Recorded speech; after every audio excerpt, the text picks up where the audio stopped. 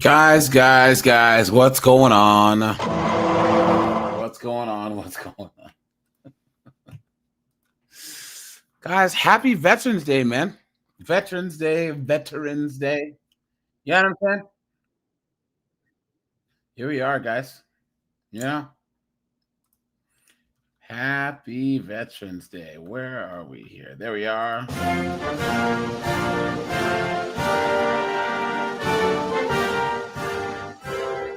Right? You know?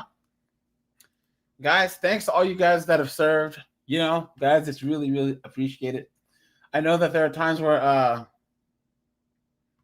uh all these wokes, these Mondami fans, these commies, they talk trash about America. They talk trash about the veterans. You know? Yeah, guys. That doesn't fly over here. You know? All you guys that have the bravery, that have the brass balls to sign up and serve, to fight to protect our country. You know? Because the only reason why all of us are here right now, talking trash about these 304s is because men fought, bled, and died for it. That's it, guys. And we see more and more to forget that it's a big, bad, evil world out there, right? And it takes strong men to defend it, right? It takes men to stand on their principles, volunteer, and fight. Hey guys, right now, we have a whole two generations of single moms raising the most beta male, soy milk drinking losers out there, that don't respect authority. They don't respect men. They don't respect women. They don't respect their country. They don't respect anything, right? And then you have Glocktavia and all these knuckleheaded broads sleeping with these dudes and having bastard children, Absolutely insane. So, but guys, anyways, I dropped the link, guys, for anyone who's coming up, guys. I put a Discord. I'll just drop it here now, too, Who do you have? E4 Mafia. What's up, dude? He said, I fought a Polish student in Poland and won, but got in trouble. They couldn't leave camp for 4 months. Keyshawn says, I respect the military because if it wasn't for them laying down their lives, we wouldn't have the things we have today. Facts. Now, Keyshawn makes a great point, guys. We should be taking much better care of our veterans because, guys, the VA is an absolute joke. I know people who worked at the VA. Guys, the VA is an absolute joke. There's no reason why the VA should be the way it is, honestly. If there's one thing that needs a complete overhaul, it's the VA. It's an absolute joke, right? And yes, Keyshawn, you are correct. Women in the military are a one-legged man in an ass-kicking contest. No reason why to be large groups of women in the military. Absolutely insane. Why? Makes no sense. Hold on, guys. Okay. Julius, what's up, dude? Red Door's here. Steve is here. Reja is here. Dante's here. Dante says fond memories as a C4 141 crew chief flying paratrooper cargo missions. Right on, dude. That's pretty cool, man. Okay, hold on, guys. There was one story that I want to share with you guys. Hey, guys, once again. Hold on. Yeah, guys, the fact that there's two different standards for men and women, but women act like somehow there's something wrong with the test if women can't pass it. It's absolutely insane, guys. Guys, women, let me know if you believe that women should be in combat, but or not. I don't think so, guys. I don't even think that they should be police officers or firefighters, honestly. You know? Why? Why? Here we go, guys. Now, guys, I have to speed this up here. Let's break some news, guys. Let's break some news.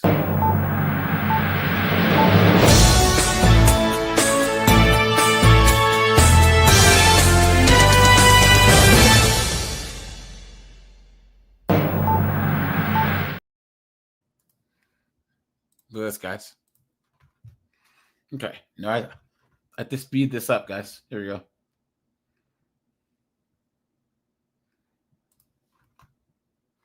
Let's do this.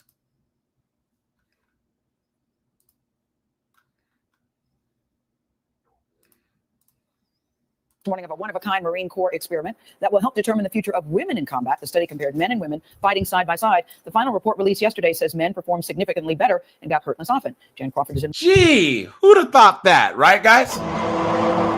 Who'd have thought that? That an all-male unit does better than a mixed unit, than a unit with men and women. Who would have thought, right, guys? Wow. What a revelation. What a joke. Washington with the story. Jan, good morning. Good morning. We spent several days in the California desert back in March watching this experiment, talking to the men and women who volunteered, and now the results are in. And for those arguing that women should be able to perform all the same combat jobs as the men, the news is discouraging. It was as close to war as you could get. An unprecedented scientific study. Men and women enlisted Marines side by side for months of simulated battle. And throughout, researchers watched and recorded their performance to help determine what impact women would have on combat. Even then, the women realized they were at a disadvantage. It's not that we can't carry the weight. We can carry the weight, but it's the pace, especially when we're matched up with the males. You're looking at our size, and we have males that are almost 6 foot with longer strides. And it's not the weight. We can carry the weight. It's the pace. There are men that are way bigger than us, so we can't keep up. You think? You dumb? What, guys? Why are we even having this conversation? Why? Why, guys? This is the same mindset, right? That put the Transformers in the sports, right? That put the Transformers in boxing and MMA and all this other stuff. This same communist, postmodernist, egalitarian foolishness. Is this whole thing is a waste of money. Why would they even? I got to go to the comments. Hold on.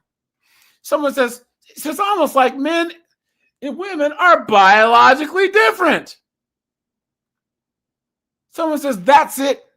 Everyone, war is canceled for being selfish. Look at that. Someone says, after millions of dollars and months of research just to find out what we've known for thousands of years. Facts. This is absolute clown world, guys. Come on. it's hard to catch up with them and keep up with them. That is what the results show. In almost every area, the all-male units performed significantly better than those with both men and women Marines. The men were faster in each tactical movement, had better accuracy, and were quicker. They registered more hits on target and had a noticeable difference in their performance of overcoming obstacles and evacuating casualties. You don't say. Gee, could that be all the most important parts of battle? The most important parts of war? That men are just better when it's all men? And guys, how many times have I said this? Guys, I dropped a video today about women in the military and how useless they are. Guys, they are a liability. A liability, guys.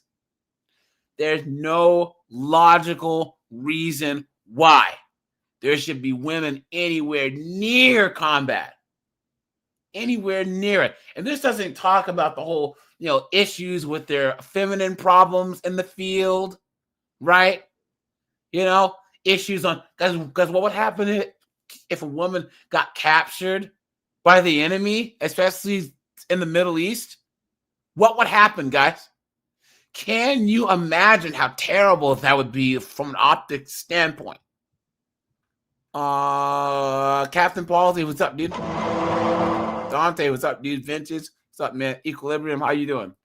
The Marines commissioned the study after then Defense Secretary Leon Panetta in 2013 ordered the military to open all combat jobs to women.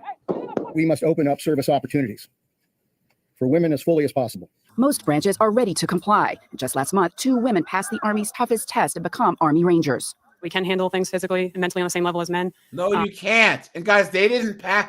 They passed the Army Ranger like it's like a Ranger exam. It wasn't Army Ranger school. They weren't actually Army Rangers, guys. Come on. And that we can deal with the same stresses and training that the men can. The women Rangers said the standard should not be lowered. Women Marines we talked to agreed. They told us few would want these jobs, but if there's just one who can do it, she should get the Look at chance. that, guys. It takes a special person. See? The standards they shouldn't be lowered. But if there's one woman out there, so we should ruin everything for that potential one woman out there. This is the same as these chicks who are saying, well, we need to do quotas and all this stuff because there might be one woman out there who might want to, be an underwater welder. Women don't want to do that. What are you talking about? A special drive, a special mindset, a special heart to do this. There's not many of us. And it goes the same way for the men. Now, the Marines will make a decision sometime this fall on whether Absolutely insane. Now, guys, we actually do have a based. You guys have seen this one before, right? And this is hold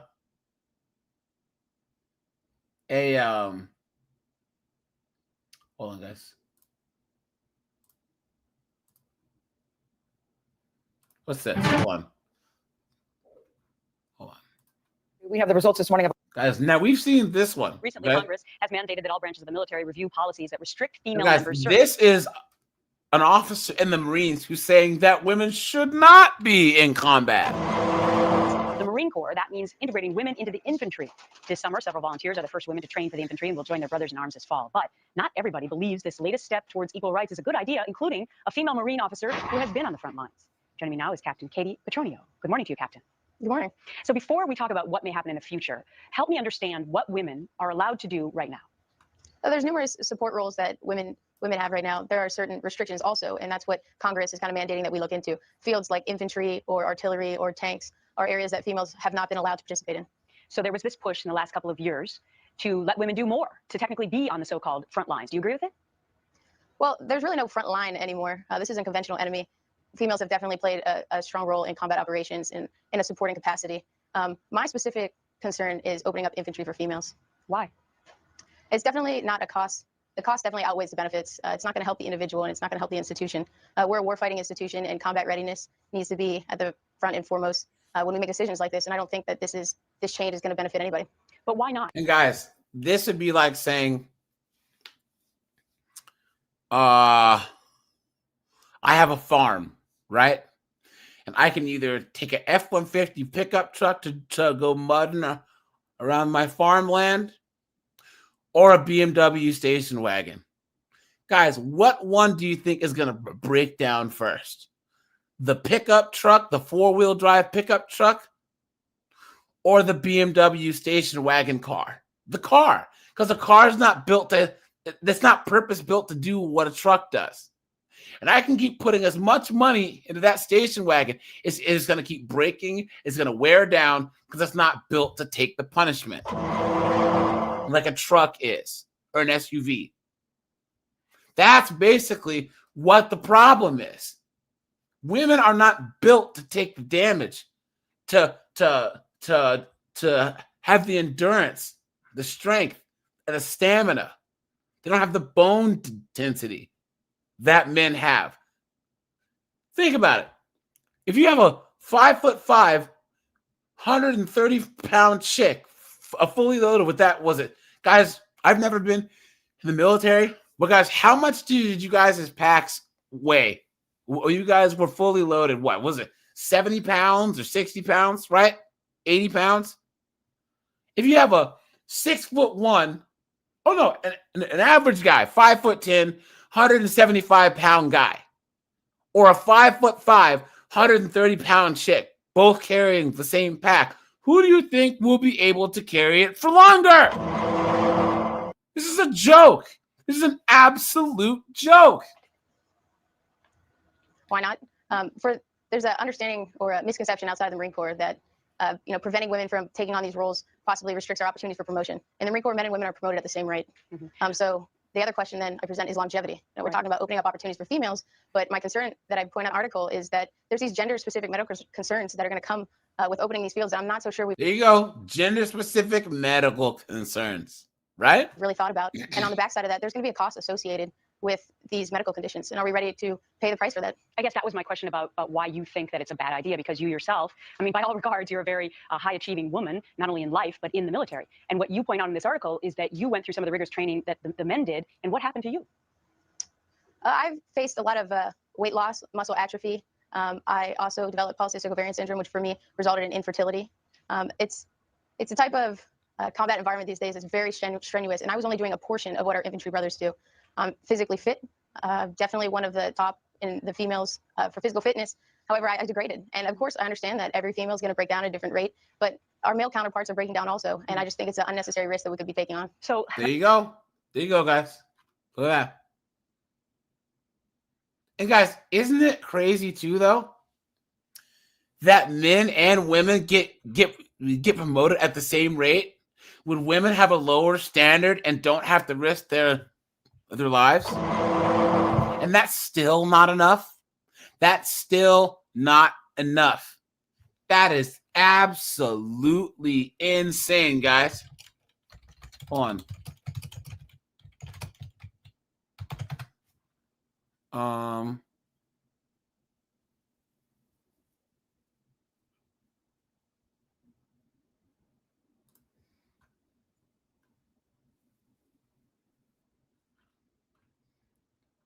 Okay.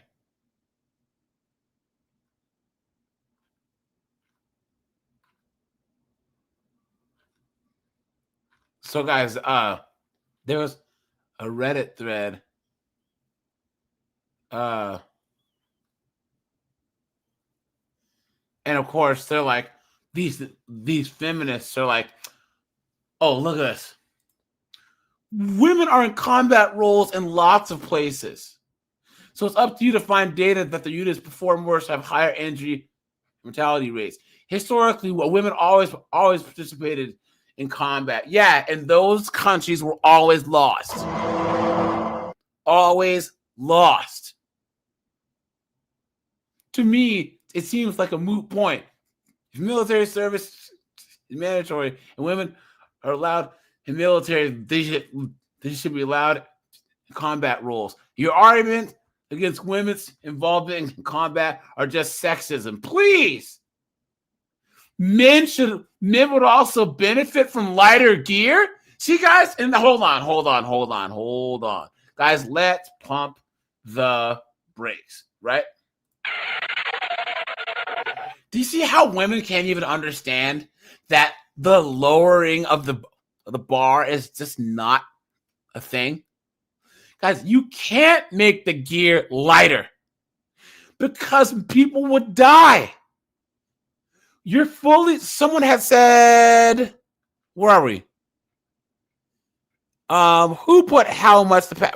Red Door says 40 to 60 pound packs for shorter missions and then 100 pounds for extended deployments. Guys, there's a reason why those packs weigh 100 pounds. So they can live. So they have food, rations and water and tools, and medicine and all that. Oh, but let's just make them lighter. Let's just throw some stuff out. Look at that, guys. Someone says, so the idea that we need to weigh down an infantryman with 150 pounds of gear is insane, even if it's a bunch of big men. Look at that. Guys, do you see how out of touch with reality that these women are? oh, yeah, we can just get rid of all this stuff. You don't think that they've thought about that to say we're going to have these guys carry around what's the most essential, and they still got it down to 100 pounds or 60 pounds? Because that's anything less than that, and you're probably cooked. You're cooked. This is why you can never have women chime in on anything that involves violence, that involves warfare, or anything, because they don't know what they're talking about. What a joke. What a joke. Absolutely insane. Look at that.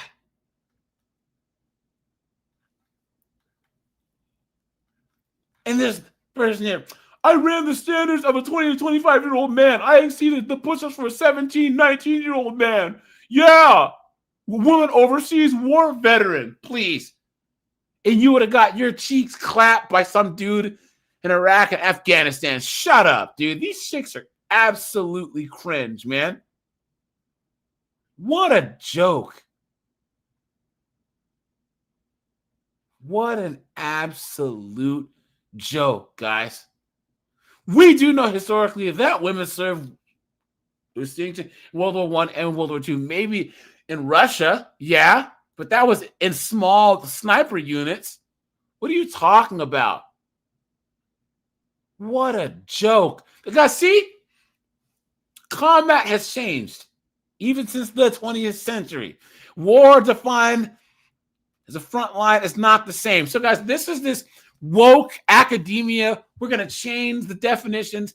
Everything's so new and different that everything that we've known over the last 2,000 years is now null and void. We just know more now. Get the fuck out of here with that bullshit, dude. Come on. Guys, so I did drop the link for anyone who wants to come on up, you know? Any veterans are encouraged. Look at that. Okay. You're making a logical fallacy here. The average man may be stronger than the average woman, but the strongest woman will still be stronger than the weakest man. There's more diversity within the group. But guys, think about that. The weakest man is still stronger than the majority of women. Guys, this is just arguing the exception, not the rule. This is such a woman thing to do. It's absolutely insane. What a joke. Guys, these women just drive me absolutely up the wall. Here we go. So the question, women in combat roles. So the question is controversial, but it's purely out of curiosity. I want to know what veterans or active soldiers have an opinion on women in combat zones. Does the overall performance of the squad increase or decrease? Let's see.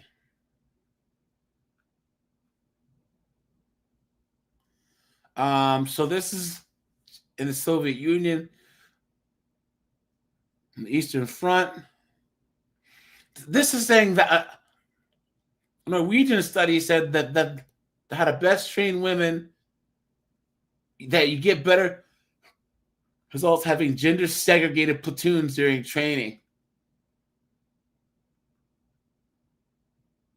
Look at that, guys. So someone says the Soviets only employed women in significant numbers in urban warfare, the cities under siege. Notably, they stopped immediately afterwards, which suggests low effectiveness and efficiently. Alternatively, they could have just been conscious of female fatalities. Look at that. Look at that, guys. Someone says this is more the product of the difference in the sniper doctrine. USSR, and the US. For the US, the Sniper Scout is an ISR asset, just as much as it is a tool for battlefield effects. For USSR, Russia is more about direct infantry support. Interesting. Oh, they're saying that the reason why, so the difference in how the USSR used snipers was that the US used them as assets that were not expendable, but the USSR didn't care if they lived or died. They just deployed them and said, just go and delete as many people as possible. Interesting. Yeah, guys. Hold on. Let's get back to this. Here. You guys saw the one that I did earlier, right? Guys, women are liabilities in combat. They're slower. They get injured more. You know? Guys, what a joke. This guy says, when it comes to how females impact morale or unit cohesion dynamics, I'll anecdotally say that I've heard nothing but bad things from guys in my old unit about the first wave of female infantrymen in the Marine Corps. Personally, I've worked with a female engagement team and deployment and don't really have much positive to say, but will give them their due respect for putting some skin in the game. Someone says, as far as performance-wise, females aren't physically suited for the demands of combat. I've heard objections to this statement claiming that while most women aren't, a small percentage definitely are, and therefore we shouldn't exclude all women from these roles. I'm not sympathetic to that argument due to the logistics required to screen out those who are suited and find the exceedingly rare female who performs as well.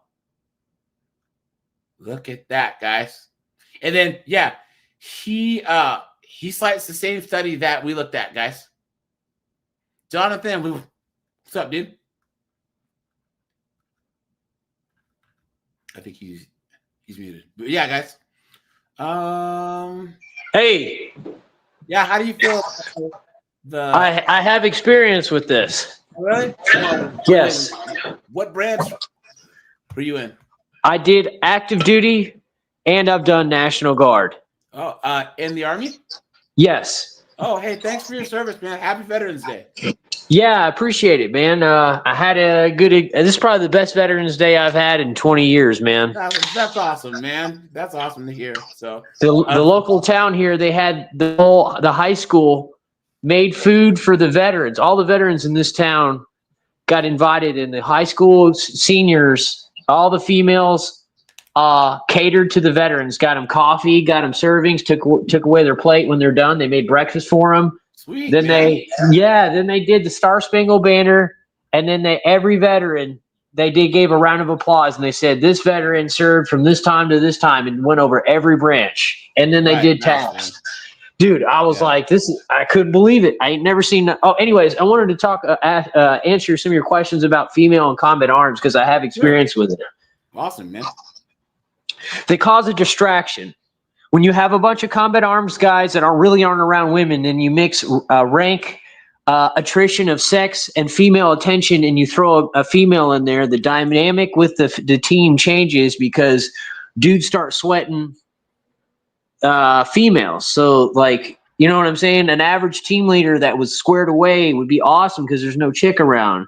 What we were a part of, we had a female, it's called a FIT. You can look it up. It's true. It's called a female interdiction team. Yeah. Interdiction team or engagement team. Yeah. Yeah, they had those in the National Guard. The only thing we had active duty, because I was in Ramadi in 2005 with 3rd Division, like Audie Murphy. And we had one mechanic, and she looked like Shrek, and she was a female, and that was the only one. Yeah. She was like 6'4" and talk like this. And I remember Let me guess.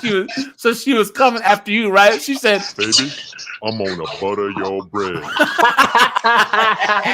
my team, when we first got to Ramadi, we had to pull guard. And he was part of the mechanics, and they put me with her as a joke because I was like 5 foot. I was probably 5'7", 115 pounds. I mean, my drill sergeant called me Private Pinocchio because I look like Pinocchio from the cartoon.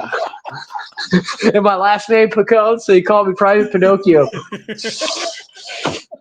It was freaking hilarious, bro. Anyways, and I had tower guard with her, and she literally told me like an hour into it that she was sexually frustrated, bro. And that was the first time I ever. I thought, I'm scared. How do I get out of this? Guys, she said, I'm gonna show you where the wild goose goes. It's true, dude. when you got body armor, who do I watch with? Oh, you look up at the watch tower, and all you hear is.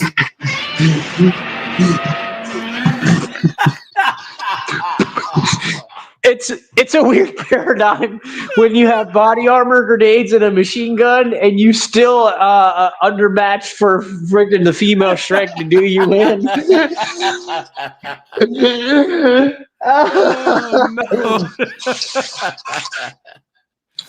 no. I'll tell you this though: the Michigan National Guard, when I deployed with them, I volunteered from Tennessee to go to Michigan to go to Afghanistan because I did 2 tours in Iraq, and I did one in Bakuba, one in Ramadi, and then this one I was going to go to Afghanistan. So I did an interstate transfer with Michigan, and in Kuwait, you usually go to Kuwait for 2 weeks before you go in country.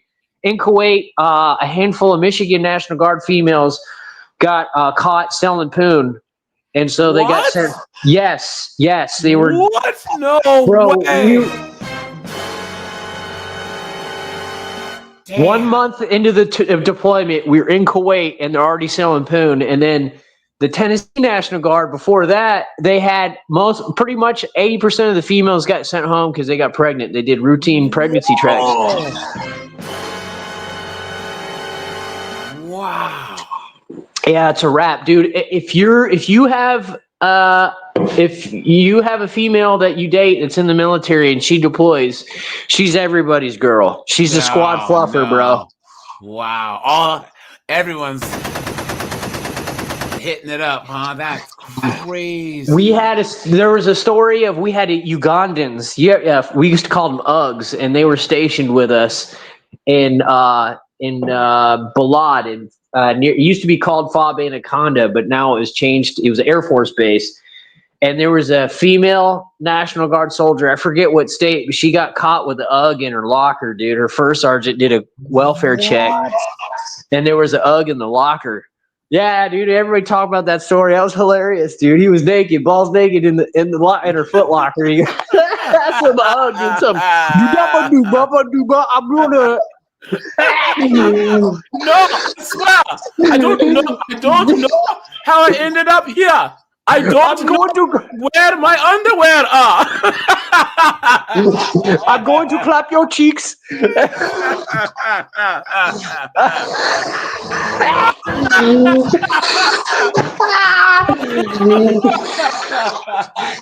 Bro, I've seen it all, bro. No, I just wanted to know what America was like. It was part of my exchange program. Oh no, dude. But it's so funny because here's the thing. Guys can joke around like this. We think it's funny, you know? But you can imagine the average woke liberal chick that would listen to this conversation. She would say, "How dare you?" You know what I'm saying? And try and call HR. Let's just say that this was that we were either at work or whatever. They would try and get us in trouble. If it ain't about me, if it's something else, if it's not about me and people are having fun, then nobody can have fun. Exactly. Yep. We've had experiences with this. When I was with the Tennessee National Guard, we had a support team of females that were with us. They weren't fit. They were just like supply or something. And we were warned about sexual harassment, dude. And when we got in country, all the grunts gave them the cold shoulder to the point to where they complained that we ignored them too much. We had a formation. Yes.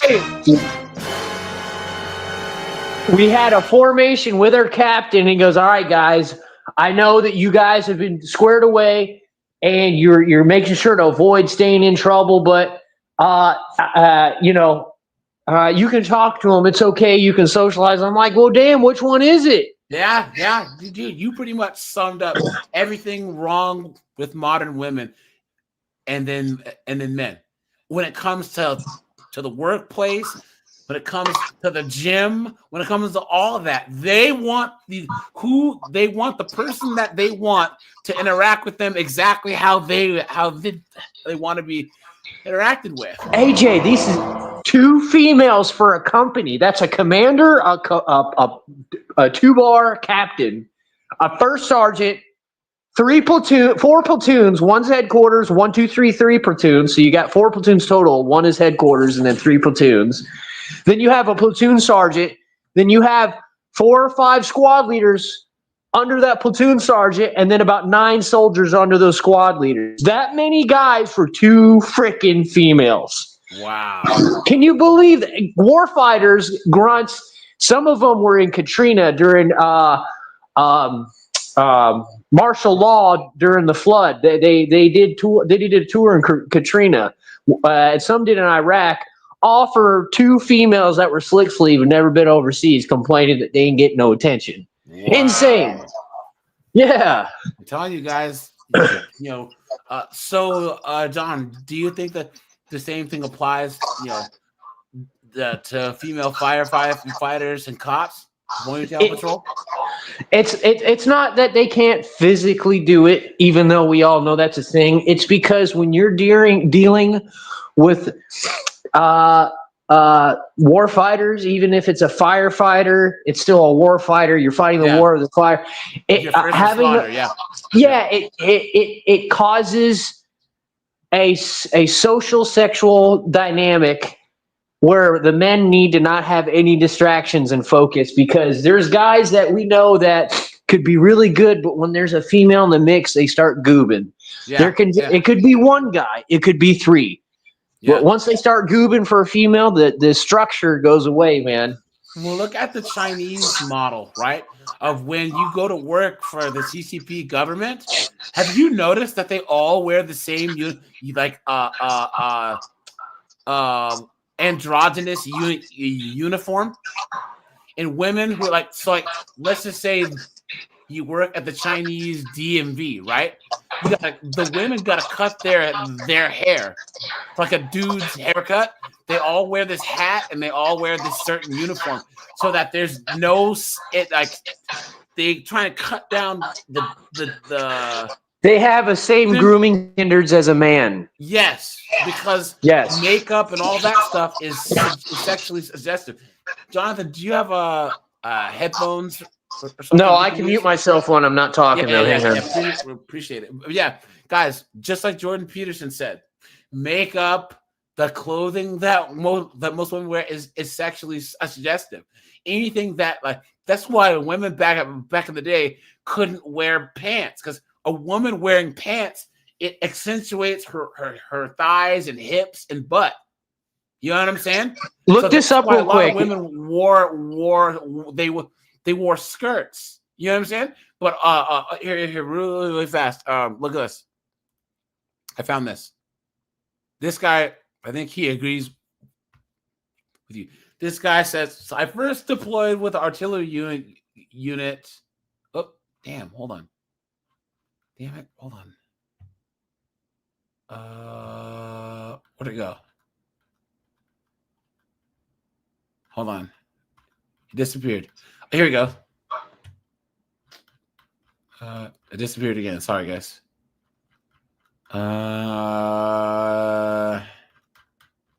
Crap. Hold on. I'll just feed it this big. I was trying to make it bigger. AJ, just because Yeah. it says artillery, when it was Iraq and Afghanistan, everybody knew how to drive a Humvee or man a machine gun or run a radio. So Yeah. and field artillery, when there was the global war on terror and you couldn't use artillery except for like now in Ukraine, they went through MP training and close quarters training and Humvee training. Like they were very versatile. They used field artillery guys for Where'd it go? pretty much everything. Damn it. Okay. I lost this post. This guy said the same thing that you were saying. He was saying the same thing about how all these chicks are all friggin' 304s. You know what I'm saying? They're banging all the dudes. You know?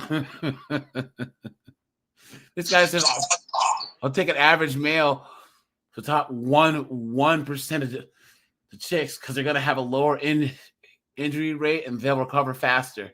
Yep. Hold on. This guy says, this is secondhand, but I have a few Navy and Army friends, and they're simply negative on the subject, but not in public, and they live in Canada. All they do is decimate morale and increase casualty rates. Look at that. I can't find that one post, guys. Dang it. Hold on. What did you tell me to look up? The female, if you looked up the female Vietnam era BDUs, during that era, the female cut tops were actually pretty squared away. Like most of the female soldiers that I met that were in Nam were pretty squared away compared to other generations, though. But they always were doing medical or nursing. That's the only thing they did, especially the World War II female soldiers that were medical. They kept them there because I guess when you're wounded, that is a spot. But they had a little bit. Women probably had a little bit more discipline. I don't know. You know, they probably could have all been 304s, but they did less combat arms or more medical and nursing, if that makes any sense. Yeah.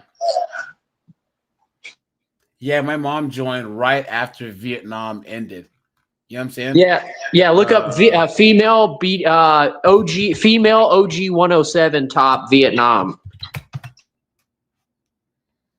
And those were specifically female cuts. You're talking about Chinese uniforms. These were specifically, and they're really hard to find. They're rare.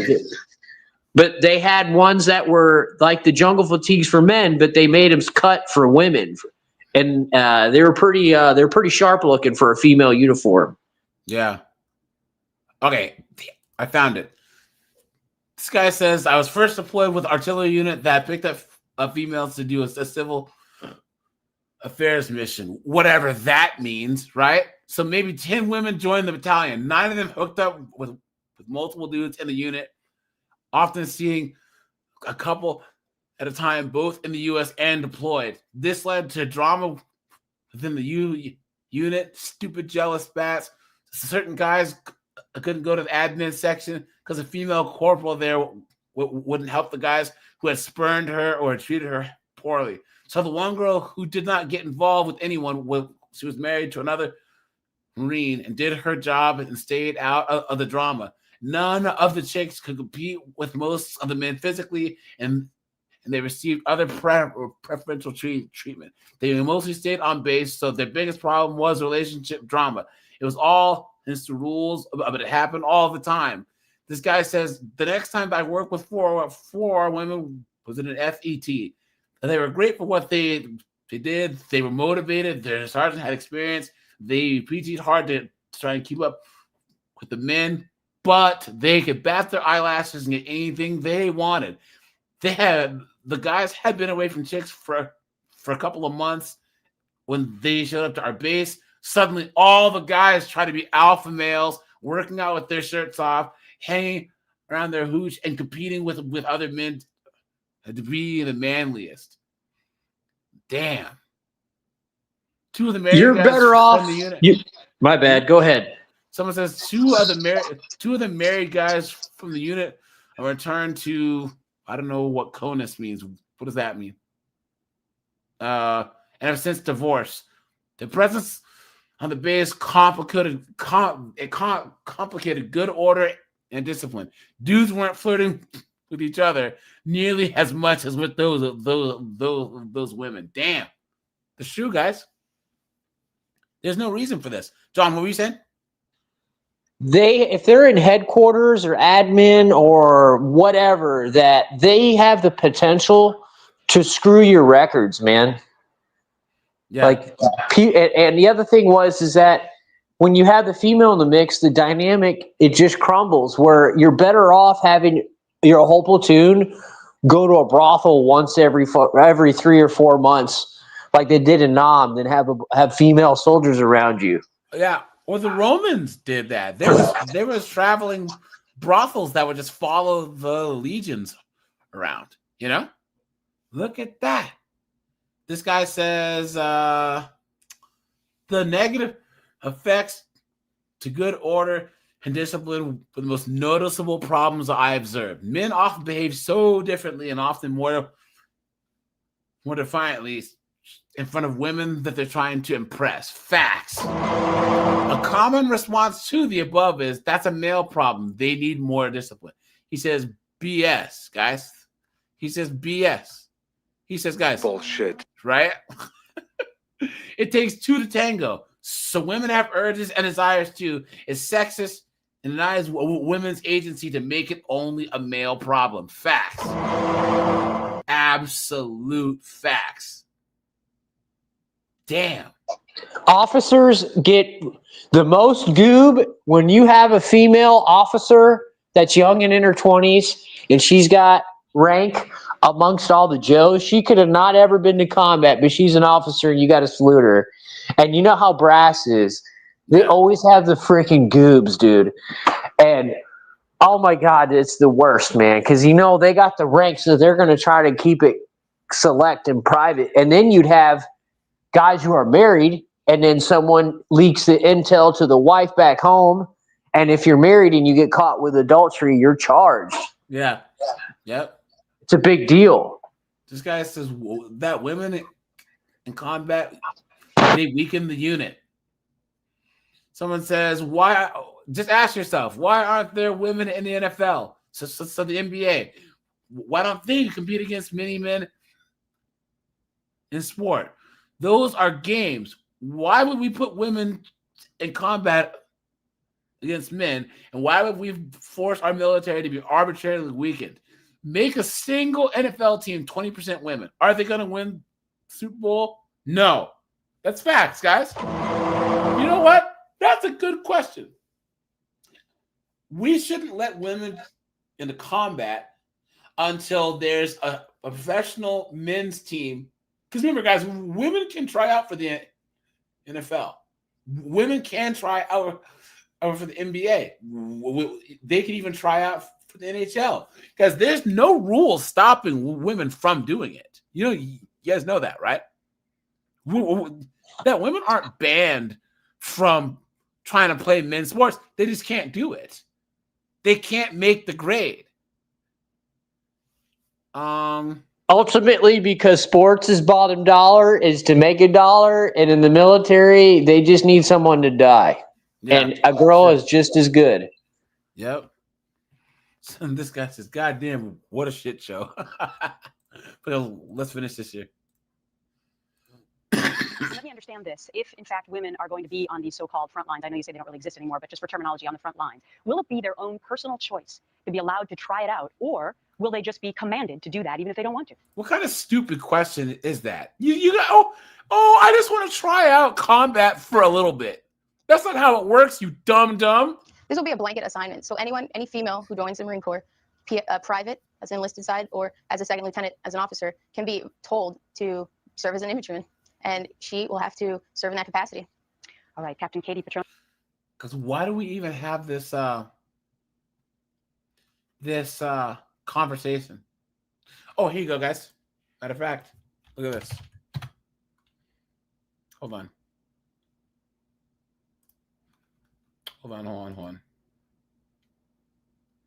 I hope that here we go. I hope that I saved it. Look at this, guys. This is a female black belt versus a guy with no training at all. Watch.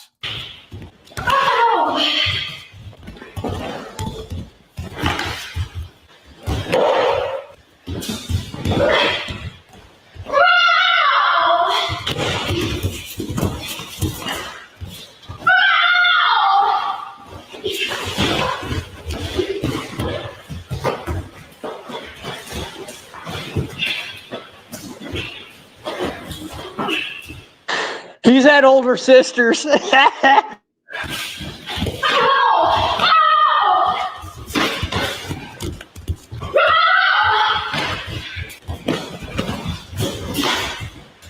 slaps it.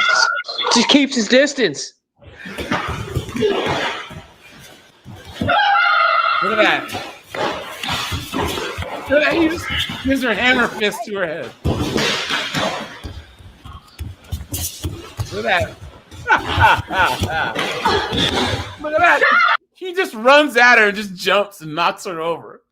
Look at that, guys. And then this is another thing about this point fighting bullshit, too.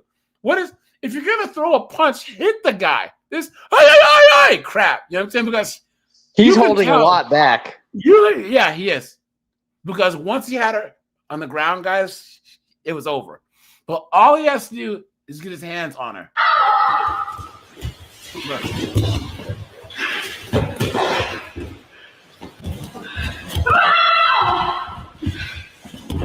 You know, if she's a black belt, then I guess I can just pull up to her gym and get one myself. And I know there's a clear weight. And that knee, dog. Rewind that back. Show that knee shot he just did. Yeah. And he just made it look like he was trying to swat a mosquito. So I can't rewind it.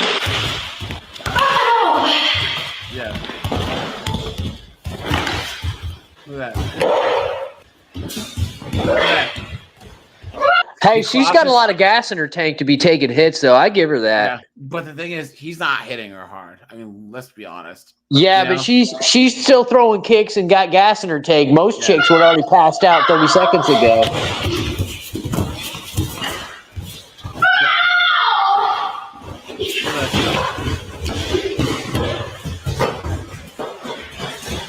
See, he had her right there. Fight's over right here. If you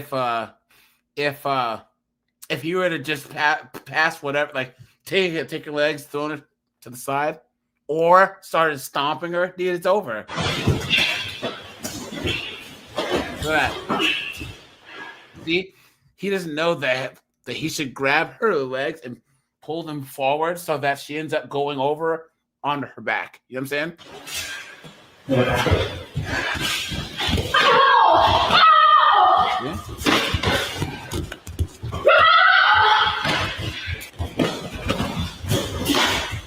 He just slaps her.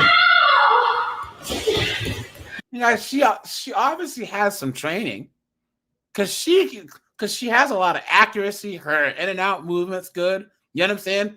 But at the same time, I just don't think she sparred with someone at that weight to know what's a really hard hitting hit to get time to get away. You know what I mean? Also, this point fighting stuff that they do, they're just used to like marking the punch and not actually knocking people out.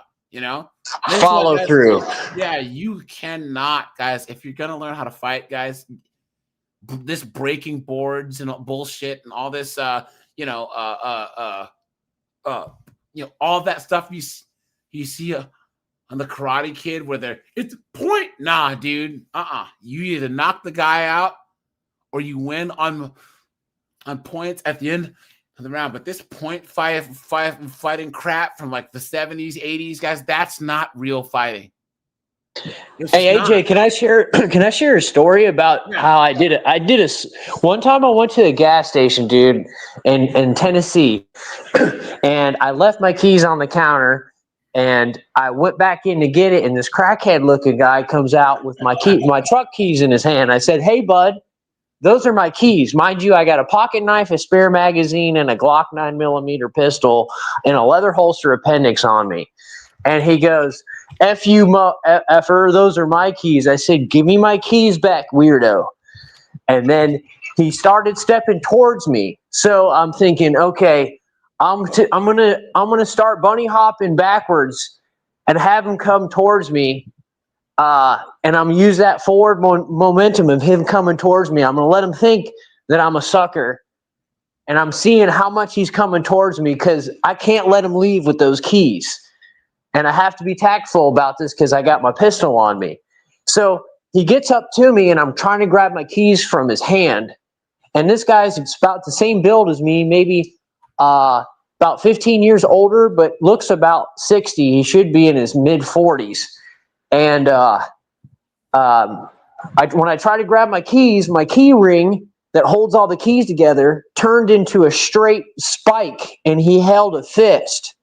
So he had a fist with all my keys in his hand, and the loop was in a spike to where he could have jabbed me in the eye or the side of the face or hit me in the neck with the, and it was a big one too, wasn't just a little flimsy one. So I grabbed his wrist and a handful of my hip. You cut out, John. John, we lost you. You there? Yeah. Okay, so I grabbed his wrist and I got a handful of shirt and put my hip behind his hip to where my hips were behind his back. And I grabbed his shirt and I rolled him on my hip. And I grabbed his wrist and his shirt and torqued him. Can you show a sweep real quick so people know? Which kind? It's the one where you face him and you step behind him and roll him over your hip. Oh, so like here you go. Like this one here. This one.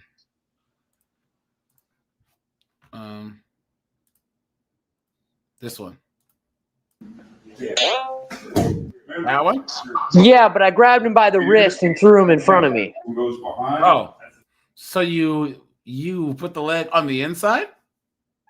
I flipped him over to where his head bobbled. Yeah, he pushed him backwards. I rolled him in front of me. So you were on the inside or the outside?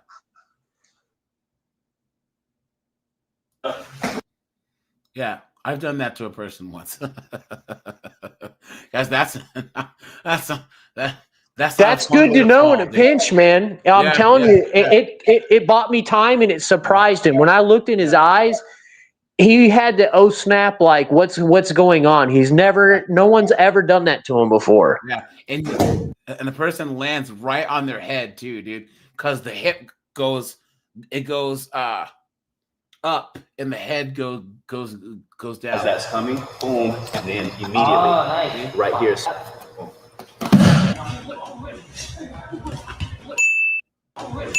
Can you show one where someone grabs the wrist and throws him to the ground? I don't know if I can get that.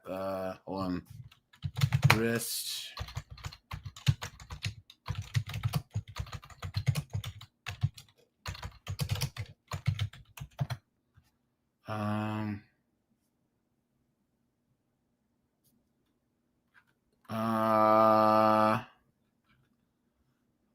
Let me see.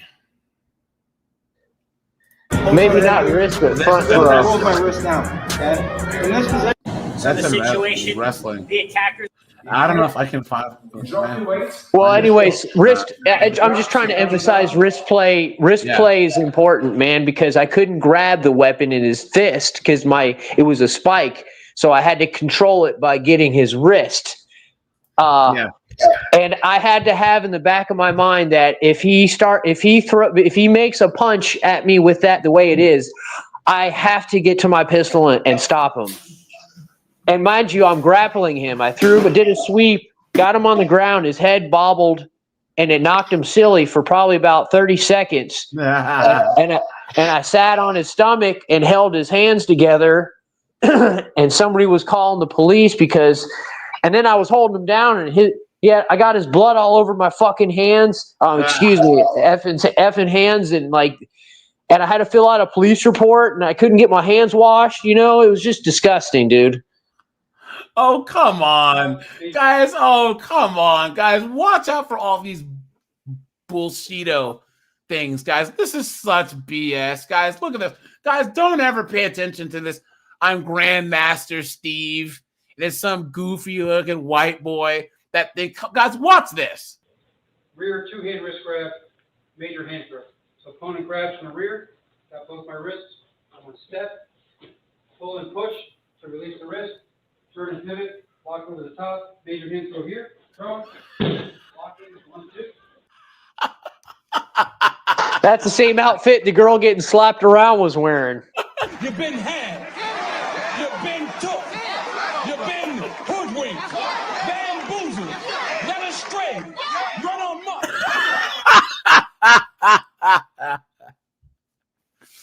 That's the most ridiculous thing I've ever seen.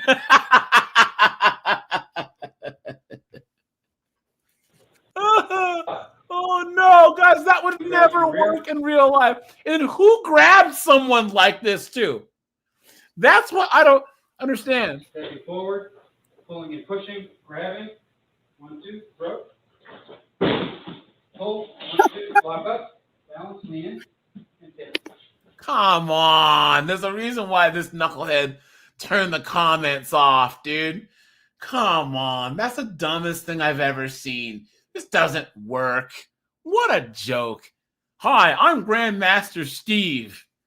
I learned these combat techniques in some monastery in some Tibetan mountain. Please, come on. The lie detector determined that was a lie. Seagrip, what's going on, man? What's going on, my brothers? Dude, man, I see that there's a veteran calling show. Yeah, we're so I had to about, come in. About pop in. Women in the service. We're talking about you guys' military stories, man. So feel free, man. The floor is yours. You know something? Watching that spectacle, this fake fighting. One of the challenges that I had transitioning from the military. So 8 years, 4 active, and I was military intelligence, but I also was on the Army Taekwondo team. And so I was always going to tournaments and fighting. And one of the challenges that I had coming back was I can't play fight because, when I look at someone, I literally size up people into attack zones and to take you out as quickly as possible. Yeah. And it actually got me and I had to learn restraint.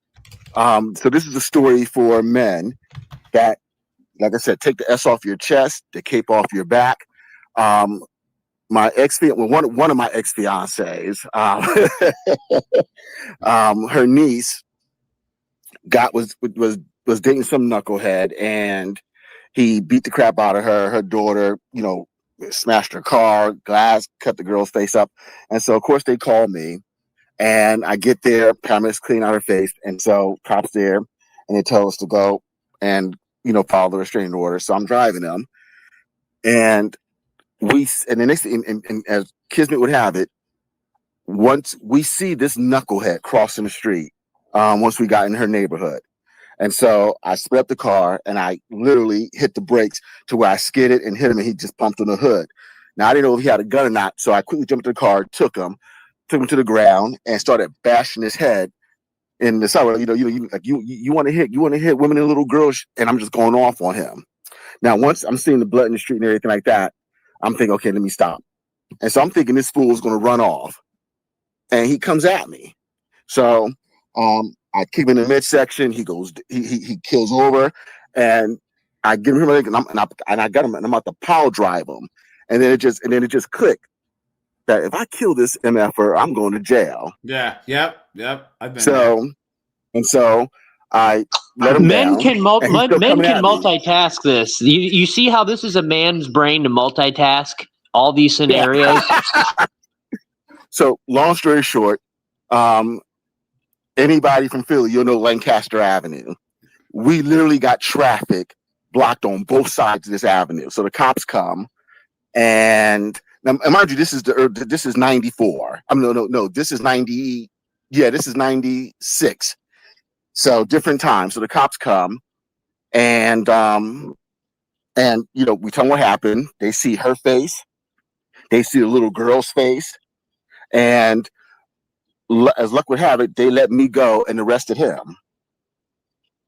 And so, so long story short, we go straight in order and stuff like that. And this is actually my first day. This is my first day of my sophomore year in college. And because I had the GI Bill college fund stuff like that. So this is my sophomore year, my first day sophomore year in college, and now I'm limping because I kicked this fool so many times, my foot is sore. Only for them to get back together a week later. Yeah, it figures. It figures. It figures, right?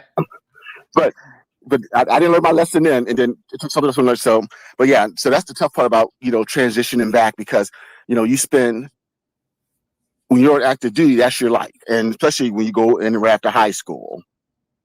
And so, you know, and so to say I came back disciplined and on point would be an understatement. But then I got civilian eyes, so that's another story. But yeah, but that's why when I always say, you know, before I joined the military, all I knew was North Philly and South Jersey and West Philly. That's all I knew. And once you're in the military, you know, you start traveling the world. And when you start seeing how big and beautiful this world is, and just how many good people are out here. Yeah, we got some a-holes, but there are a lot of good people out here.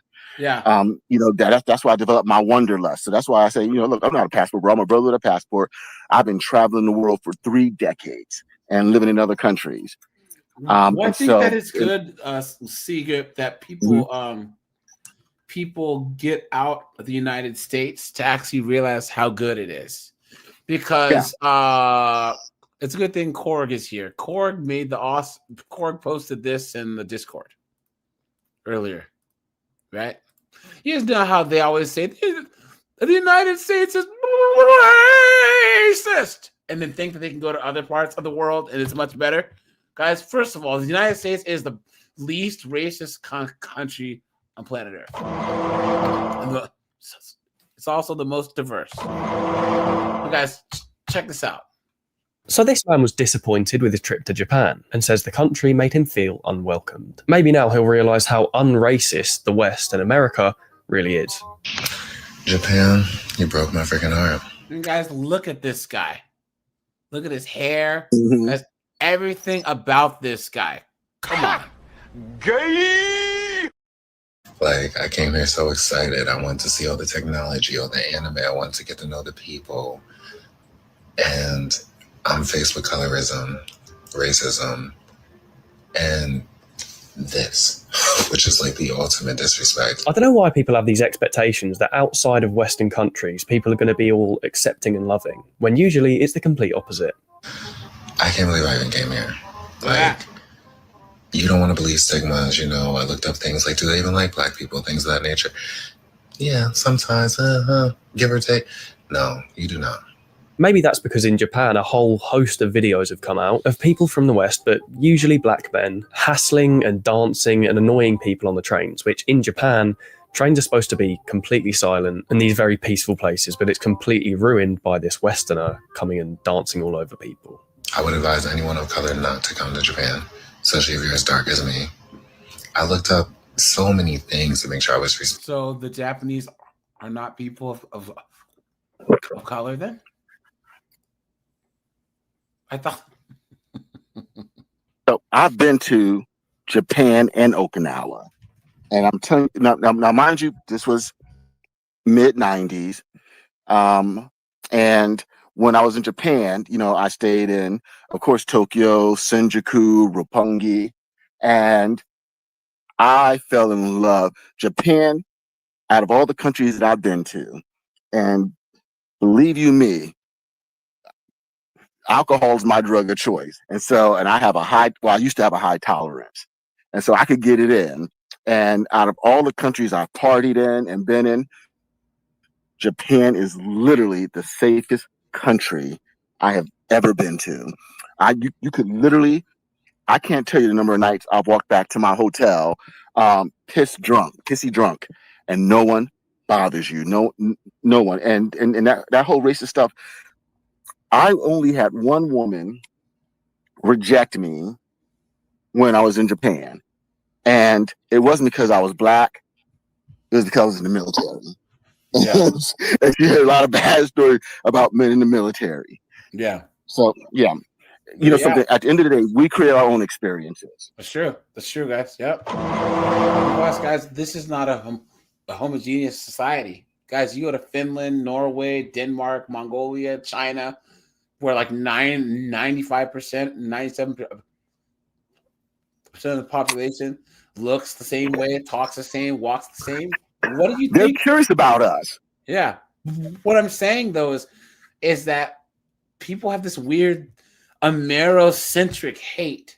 You know what I'm saying? Anyways, yeah. Back to from etiquette on the train to where to walk to cover my tattoos to how to speak. Like, I tried to learn how to use chopsticks. I learned not to point them at people. I did so many things. But he still kept the absolutely ridiculous hairstyle. I just wanted to make sure I came here and had home training. And it's crazy because you guys didn't have any home training. I don't know if it's because I'm American, because I'm black. I don't know what it was, but the amount of disrespect that I faced being here has been more than I have my whole life. I've never had people blatantly look at me with a dirty look. And because you're not Japanese. Because you're a black person with shit locks. Whatever this green stuff is in your hair. What are you talking about? Guys, here's the thing about Asia in general. And see, Korg, you were in Japan also, right? Corey, I can't hear you, buddy. You gotta come closer to the microphone. But guys, in Asia, they believe in harmony, right? And not being disruptive. So you don't see people wearing crazy loud clothes. You don't see people acting loud and crazy in public. You don't see people being severely overweight because it disrupts the harmony of the neighborhood. If you're walking in public, you shouldn't have things that jar you and get your attention. That's considered rude. You know what I'm saying? No, you're still far away. So yeah, I was there in 93. I was there in 93. And so I will say, if anything, and just FYI, I was so enamored with the country, the culture, and just life there that I was stationed in Hawaii. And when I got back to Hawaii, I went to the recruiter and I told him that I would re-enlist right now if I could be stationed in Japan and you send me to school for the DLAP for Japanese linguist. I will re-enlist right now. They couldn't do it, so now I'm talking to you.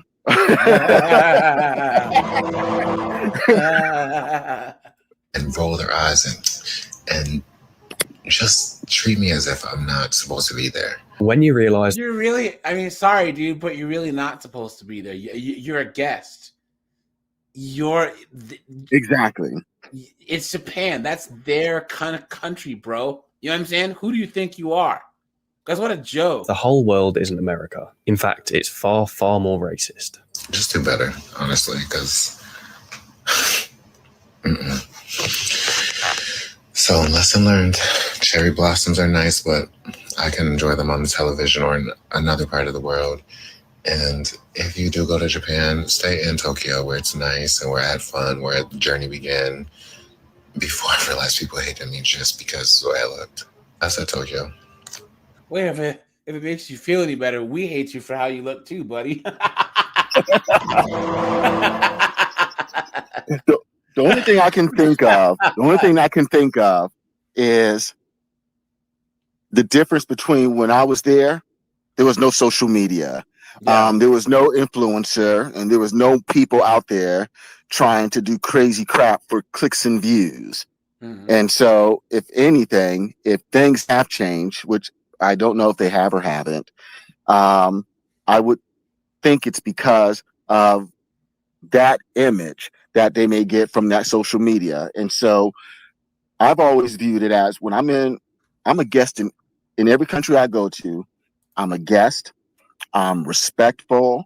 I don't make a scene or skeptical. I always tell people, if you go looking for trouble, trouble's going to find you. And so that's all I can think of. And so you got to leave your Western mindset here in the West. You're in their country. Be respectful. And like they always say, you have 2 ears and 1 mouth for a reason. Listen, learn, observe, and enjoy. You'll be surprised. Every country I've ever been to, and I've literally, one thing the military instilled me, another thing it's instilled me with is I can literally, you can drop me off in any country. I remember after 9/11, a year after 9/11, I always wanted to go to France. I literally packed up 2 suitcases, a guitar, and a carry-on, and I went to France without even having a hotel picked out or a book. I figured it all out when I got there. And so you can literally drop me up, and you can literally drop me off in any country, and I'm gonna figure it out. And I literally and people, for some reason, help me. I can tell stories, and so like I said, if you go and just act like you got some home training, please, and just be curious, you're gonna be okay almost anywhere you go. Guys, hold on. Let's do this fast. Here we go. Now, guys, I put out a video earlier about women in the military being absolutely useless, right? Cora, you there? Let's see if your microphone's better. Cora, you there? Okay. I don't think it is. But guys, here we go. Being a woman in the military can be absolutely exhausting, and it's so nuanced. So my friend and I were actually talking about this the other day. Now, guys, she's going to tell us why it's so exhausting for her as a woman to be in the military, right? You know, while she's not out there risking her life doing combat training exercises, jumping out of friggin' crazy helicopters and on the buildings, or friggin' doing fast deployments in boats. You know what I mean? Doing underwater deployments for the whatever the SEALs do. You know what I'm saying? Oh no, she's gonna tell us why it's so hard. All right, guys. Guys, you ready for this, John? Secret. You guys ready for this? Okay. Let's see it. Being a woman of color, that makes it even more nuanced. It's essentially like you can never win. You just can never win, because if you're too assertive, then you're seen as a female dog. If you are pretty, then you think this is a beauty contest. But then if you're ugly, then you look like a man and you doing too much. It's like there's just no winning. But this is the piece that I really want to bring attention to, and that is the burnouts that women experience in the military. Because see, this is burnout doing what? Burnout doing what? What are they talking about? Guys, this is what I'm talking about. These women act like they have it so much harder when it's the men doing all the hard jobs. It's the men that are actually coming back, like even from training with injuries, being paralyzed, slipping discs, busting their knees, tearing their ACLs, losing limbs, doing combat exercises. John, secret court. How many guys do you know during your time in the military perished just like either on the job or during like a combat exercise or like a training exercise? Well, fortunately for me, only one person And this was in basic training. One person, you know, did something stupid, got themselves ganked. But it was more common just getting jacked up. You know, the whole machismo, don't tough it out and everything like that. And my experience with the women is they know how to game this. They learned how to game the system as well. Yeah. And a lot of them would end up getting profiles or modified duty. The one thing I would caution men on is not to mess with these military chicks, because so many of them, keep in mind, women are hypergamous by nature. And you take and women, they do not do well with advantage. And when you take a woman and you put her in an environment where there's 8 dudes for every one of them, 7 or 8 dudes for every one, they get all this attention. And I can't tell you the number of chicks that were passed around.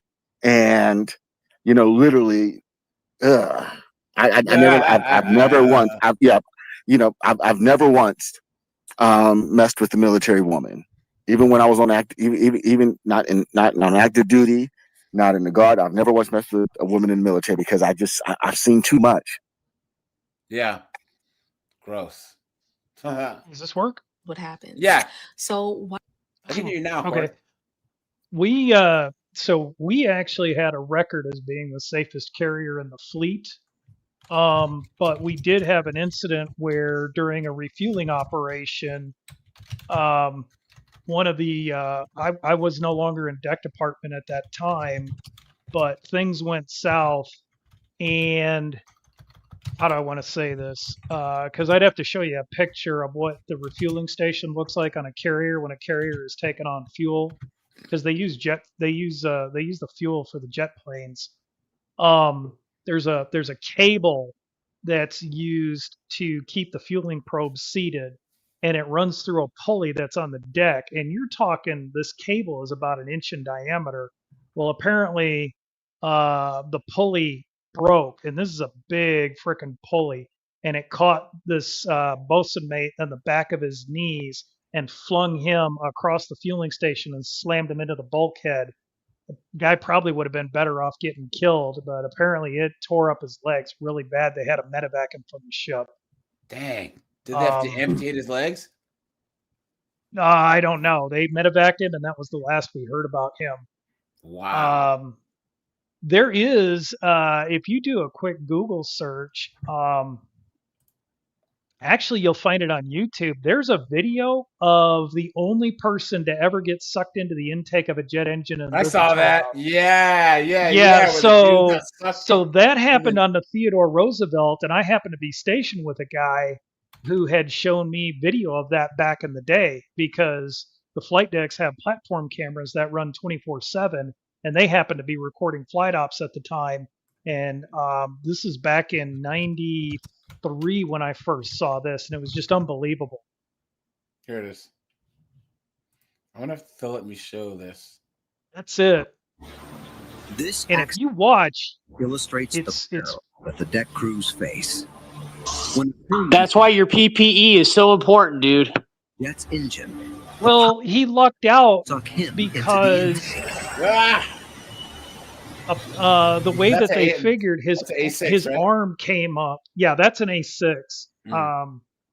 I think his arm came up, and it kept him from getting sucked down into the intake, because I think he broke his collarbone. Because what the video doesn't show is he was part of an XO safety briefing the next day after he got a medical. He had contusions all over his face. He was in a sling, and when the engine foughted, I think, it's pretty evident, it sucked his cranial right off his head. And Wow. it was a good 3-4 minutes before they figured out that this guy came out of the intake, because there's an extended video of that where they're all troubleshooting that thing, trying to figure out why the plane lost power. Wow. And Man, yeah, you oh see man, a set of feet come out, you see the legs come out, and nobody notices him Miraculously, until the he crew wobbles member is around pulled on the free deck. and survives with a Dude, his guardian angel needs to raise, man. That's Well, so crazy. normally what happens, from what the Airedales told me, is that whenever anybody gets sucked into an engine, I mean, they're pretty much ground up all the way down to the ankles. That plane is taken out of service. The engine is taken out, everything. They don't even want to. They consider it a bad omen to ever try and fly it again. Oh, really? Wow. That's crazy. Yeah, dude's lucky to be alive, man. You know? Hold on, guys. Here we go. Or ship out taking the old saying shape up or ship out taking on new meaning for Army personnel who will now get a break as far as fitness is concerned. The Army now lowering the physical fitness standard for women and older troops who struggle to pass the yearly test. NewsNation's Nancy Liu joining us live to explain. So Nancy, a harder test was actually designed a few years ago. That's right, Nicole, and apparently it was too hard. So there have been 3 years of complaints and a high failure rate, actually 48% of all active duty women. So the change is pretty much an about 48% of them couldn't pass the yearly PT test. based on being gender and age neutral. On the command of Go. Military training videos abound because an Army fitness test has always been part of the drill for all soldiers. But in a push for higher combat readiness 3 years ago, it became the Army Combat Fitness Test with no consideration of age or gender. Women and older soldiers have been failing at an alarming rate. So those factors are back after an independent review ordered by Congress last year. Diagnostic screenings will start next month, and all soldiers will have to pass the revised test starting in October. The 6 events include a deadlift at the soldier's maximum weight ability, a standing power throw with a 10-pound medicine ball backward and overhead, as many hand-release push-ups as possible in 2 minutes, a plank for as long as possible, a timed 2-mile run, and an aerobic combo of sprint, drag, carry. A scoring scale will No pull-ups? Seriously? What is going on, dude? will now be used in all events with points based on age and gender. And the change brings the Army back in line with other military branches, which also gauge fitness on. What a joke. What Wait, a quick question. absolute joke. So it's no longer. So when I was in the military, it was push-ups, sit-ups, and the 2-mile run. This is the new physical fitness test. Mm-hmm. Whoa. Yep. Hardcore. Yep. And they were even having chicks not even do pull-ups. They had them do like a dead hang for like 10 seconds. You know? Look at that. Yeah, the one thing that Seagrip alluded to, that when I was on active duty, the thing that the women like to do is if they didn't want to go on deployment, they just get knocked up. Yep. Yeah. I didn't want to bring that up because I don't want to be called misogynist. It's true. They get knocked up. They literally have that get out of jail pass that they can go ahead and get knocked up and still get an honorable discharge. Mm-hmm. Yep. That's crazy, huh? That's probably why those guard chicks got all knocked up in my unit. They were just tired of deployment, wanted to go home, huh? Well, so it's interesting because anytime somebody tells me women can't fight in combat, I tell them you're obviously not up to speed on the Battle of Moscow. But the problem, and then there's the women in the Israeli military. Mm-hmm. But the problem or the challenge is that I think it's the entitlement, it's the attitude of American females. That's the only thing I can chalk hold it up on, to. hold on.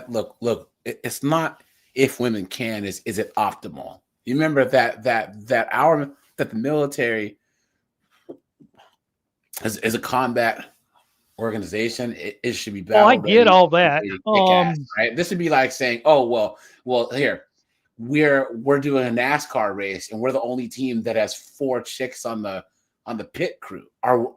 So we might be able to find some chicks that might be able to do it, but we're gonna lose. All the rest of the teams have guys that move faster. They're better at it. and won't get injured Sure.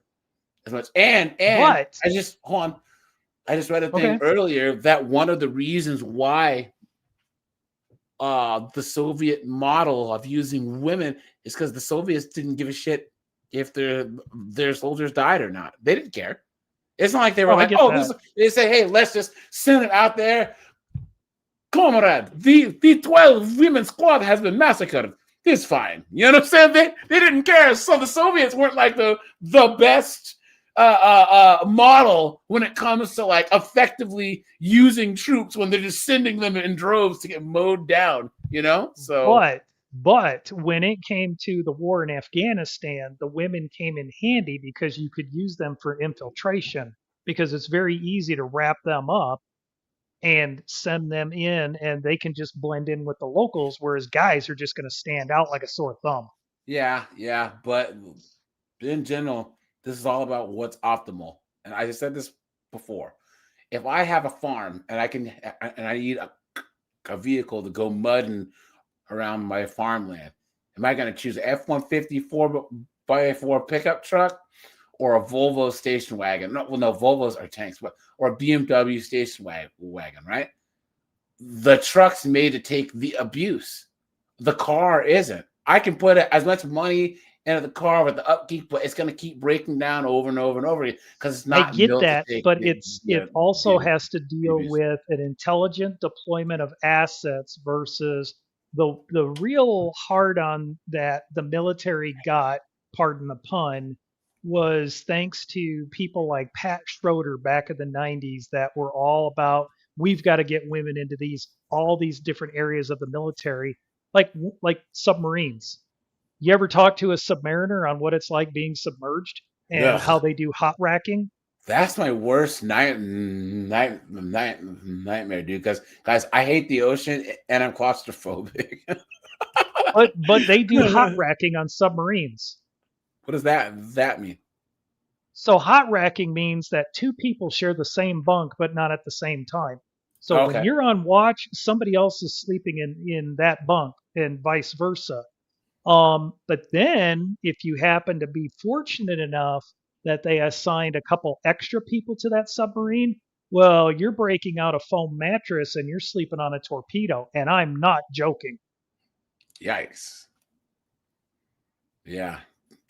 That's my worst AJ. nightmare is being on a submarine. Being on a submarine or being in space. No thanks. What's up, dude? AJ. Yeah, my but brother, I'm they worried about always you. say on a but they always No, go say ahead. on a submarine the advantage is 150 men go out to sea and 75 couples return.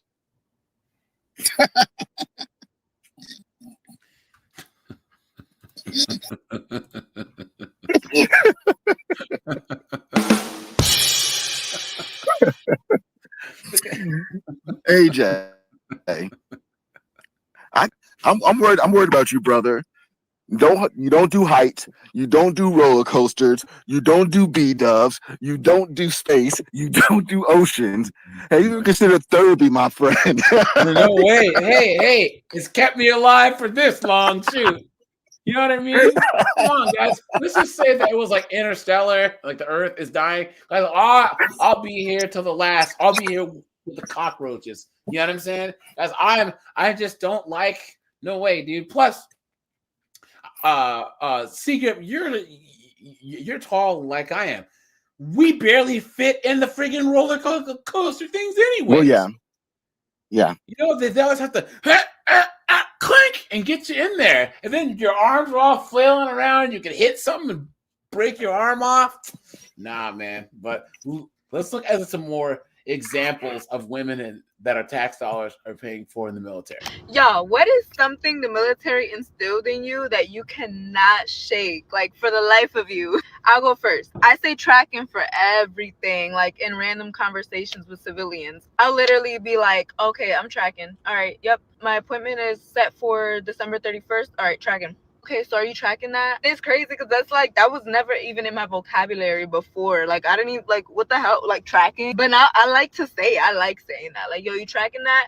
Oh, okay. Oh, another thing, I'm early to everything. Most places have grace periods, like for doctor's appointments or whatever, like self-care appointments, you have like a 10-15 minute grace period. But for some reason, like, I just want to get there early because I want to get there early. That's just like what I do now. And another thing that I do is keep paper trail of everything. Like, I'm talking emails, phone conversations. If I just got off the phone with whomever and it's important, I'll send a follow-up email like, hey, we talked about this. So guys, it took the military to make this dunderhead act like an adult, right? To actually be early, to respond to emails.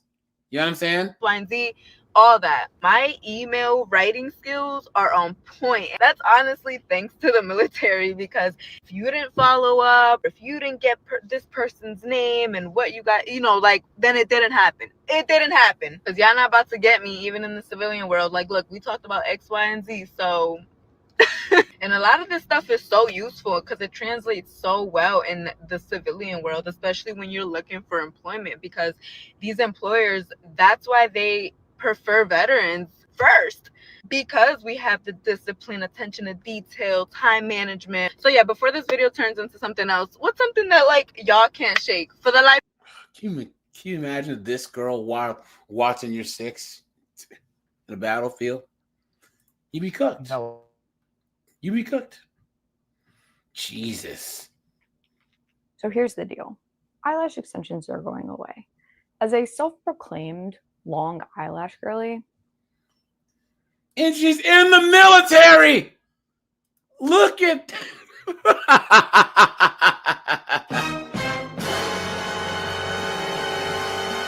Look at this.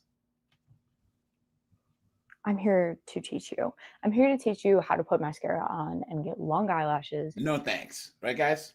Guys, this is the military. Look at this. From my experience, let's talk about the pros of joining the military while I eat my lunch from the DFAC. First things first, and what was really important for me was stability. God, why do they have to eat in their videos? Guys, I can't.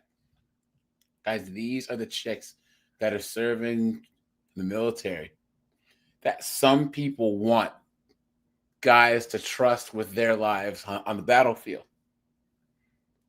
Absolutely insane. Today was the longest day in the world. Like, just watching this back, I'm exhausted all over again. But let me take you through a day as a girl in the military. I woke up at the crack of dawn on a Saturday to spend my weekend out. Sorry, guys. There's copyright music. Guys, I got a video for you in the private chat. Look, think about how much time it takes to set the camera up to do this, guys. Guys, what a joke. She has some cakes, though, you know? She must be Air Force because... Yeah, all these chicks are Air Force, dude. Oh, that figures, yeah. Like the majority of them. They get... I noticed. Well, Air Force is different. Hotel room. I've seen Air Force couples and they'll hold hands. You don't see couples holding hands in any other branches, but Air Force, I've seen them in Kuwait being a couple and holding hands. Only branch. Yeah, but you can tell it's Air Force because of how nice her barracks room is. Yeah. And their mess hall. As a matter of fact, so we used to call the Air Force civilians in uniform. It's the old. Uh-oh, Seagate. We lost you. He fell off. It's that Air Force ops, man, trying to keep him from talking. Yeah, I know, right? I couldn't believe whoever created this video. I found it a few years ago, and I couldn't believe it's still relevant. I remember this. It is still relevant. Seagate, what happened? Sorry about that. My face hit one of the buttons on the phone, and it took me out of the street yard. No, so we used to call them civilians in uniforms, and you know, one of the positive things about the Air Force is that it's the only branch in the military that sends their officers off to combat.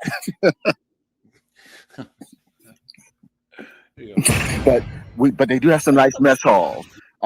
We used to go every once in a while we'll go to the Air Force Base for like lunch or dinner. And I remember my first time there. First of all, the food was delicious. It was like, but on top of that, you get up and you can leave your tray there, and people come and pick up your tray. And it's like, what the hell is this? Yeah, it's different. The Supreme Court extends pause of order requiring payments of full November SNAP benefits. Yeah, they're still not getting food stamps for November. You know? These chicks are cooked, man. Cooked. All we can do is point and laugh. How y'all doing, officers? Why'd you come all the way here, bro? What you mean? You didn't see the stop sign? No, I saw the stop sign. What does stop sign mean? It means stop. Why didn't you stop? There wasn't no car here. Stop, so why didn't you stop?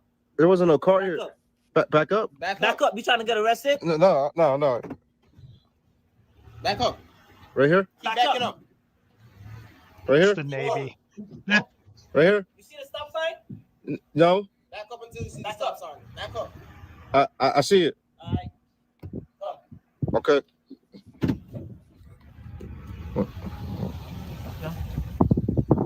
Navy gate guards were always like that. Real cat card. It's right here. All right. Go on. Thank you.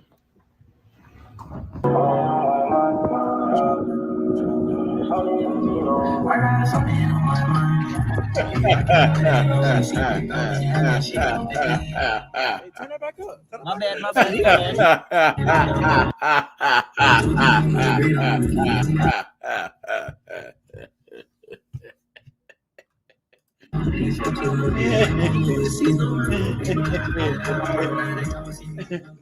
What's up, man? How y'all doing? Sorry, You doing good? How y'all doing? Outstanding, man. Y'all good, man. That's right. What you mean? You didn't need to see my cat? Nah, no ID. Got your name on it. Nah. But I got a firearm in the back. I got my gun. I would hope so. You're military. Protect yourself. You sure? Go ahead. You want mace? Do you want me to stop you? Nah, we going. Y'all have a great day. How you doing? Good. How about you? Pretty good. Why your seatbelt off? Oh, that's my bad. All right, you have your cat card on you? Yeah, here you go. All right, can you roll down your window? I don't have a mommy. What? I don't have back windows. It's a two-door. You should have them. What? I can't roll them down. It's impossible. If that's the case, open up the trunk, sir. Oh, okay. That's how it be, dude. You gotta push it. You gotta push it? What? You just push it. What kind of car is this? It's a Mustang. I've never seen this on a Mustang. Hey, yo, why is you? Just safety reasons, sir. Why are you hitting my car like that? It's just for security. All right, you're good. Go. Yeah. All right, man. How you doing today, sir? You want to see my cat? I don't know what that means. Oh. See, I really chew crayons. You're chewing a crayon. Yo, what you doing? What are you doing? Hey, what are you doing? Hey, hey, yo, my car. Where are you going? This is why I don't let Marines know where. You stole my car. It's pretty funny. Hold on. Yeah, when I was done with basic training and I went off for AIT, my advanced individual training. And so, of course, there were, multiple branches there. And one of the things that I noticed about Marines, I don't know what, yes, their basic training, I believe is 4 months, 3 or 4 months, but whatever they do, they make them come out thinking they're invincible.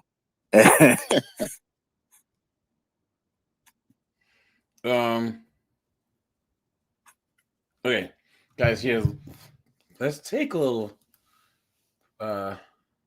break here. Let's guys check this out. Yes, watch this. Police, prosecutors, and even a university team up to fight prostitution. Well, in this case, it's called Operation New Beginnings, a massive joint effort to curtail crime here in Phoenix. Tonight, we're hearing directly from Maricopa County Attorney Rachel Mitchell about this crackdown. Fox 10's Taylor Wirtz joins us now with more on this. Taylor. Yeah, guys, County Attorney Rachel Mitchell said. Damn, she can get it. She looks like the chick from Arrow. You know? How you doing? She's like all these babes. You get their pilot lit, they can start a leaf blower. Is that the area known as the Blade in Phoenix along 27th Avenue this, between guys. Indian School Road and Northern is gaining national recognition even for prostitution. And people living and working in that area say it has to stop. What? Dozens arrested in a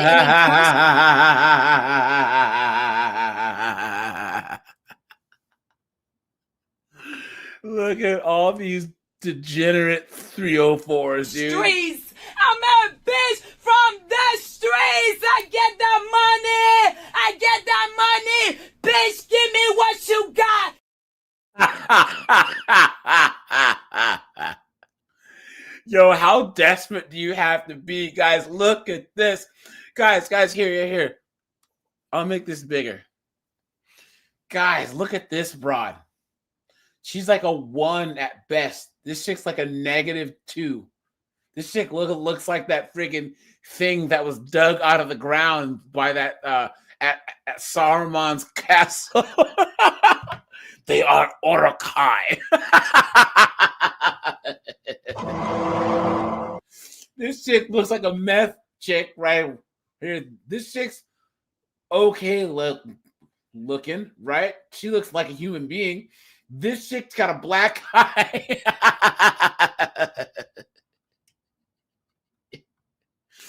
This chick looks like she's been on an all-day meth binge. This is Gloctavia right here, right?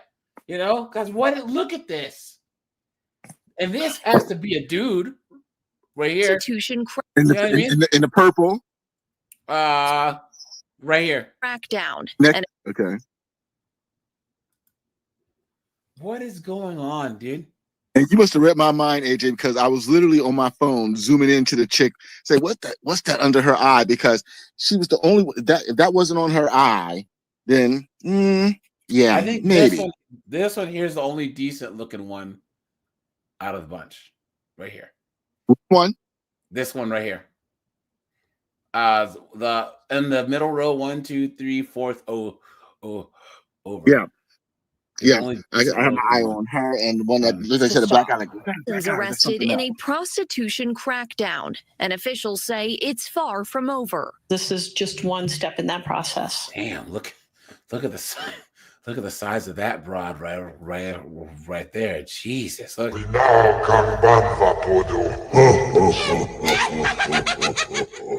Maricopa County Attorney Rachel Mitchell says Operation New Beginnings, a multi-agency effort involving GCU, Phoenix Police, the Maricopa County Sheriff's Office, and the County Attorney's Office, was long overdue.